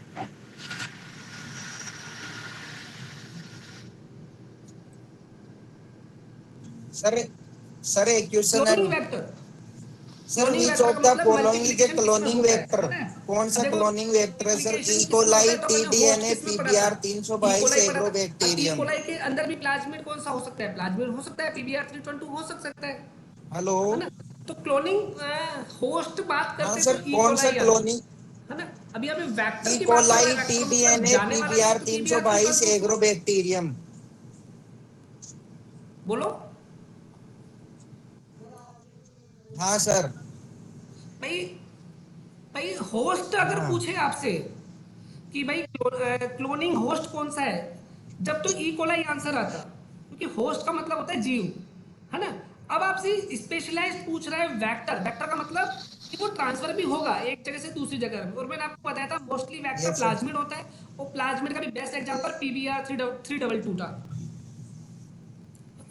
इस वजह से, ठीक है। सर आंसर तो यही दे रखा है, लेकिन ये समझ में नहीं आया पीबीआर नहीं, 322 कैसे? आपका वेक्टर पीबीआर 322 99% यही यूज होता है, मैंने आपको कल भी बताया था, ठीक है, कि प्लाज्मिड ही सबसे ज्यादा यूज होता है, प्लाज्मिड भी पीबीआर 322, यस सर। क्योंकि उसको ढूंढना आसान रहता है, क्योंकि उसमें 2 साइड्स होती है, टेट्रासाइक्लिन, रैम्पीसाइक्लिन, रेजिस्टेंट जीन की साइड्स होती है, तो उसको फटाफट से ढूंढ सकते हो आप इजीली, यस सर। है ना, इस वजह से, ठीक है। तो अपने अपने ओके सजेशन मेरे को सर। दे देना तो, भाई, तो सर किसको इसके किस किस अलावा और हिसाब से कोई पेपर वेक्टर चाहिए, भी है क्या? आप पर्सनली जो स्टडी जंक्शन ग्रुप बनाया उसमें चैट कर सकते हो, है ना, चैट कर सकते हो उसमें, ठीक है।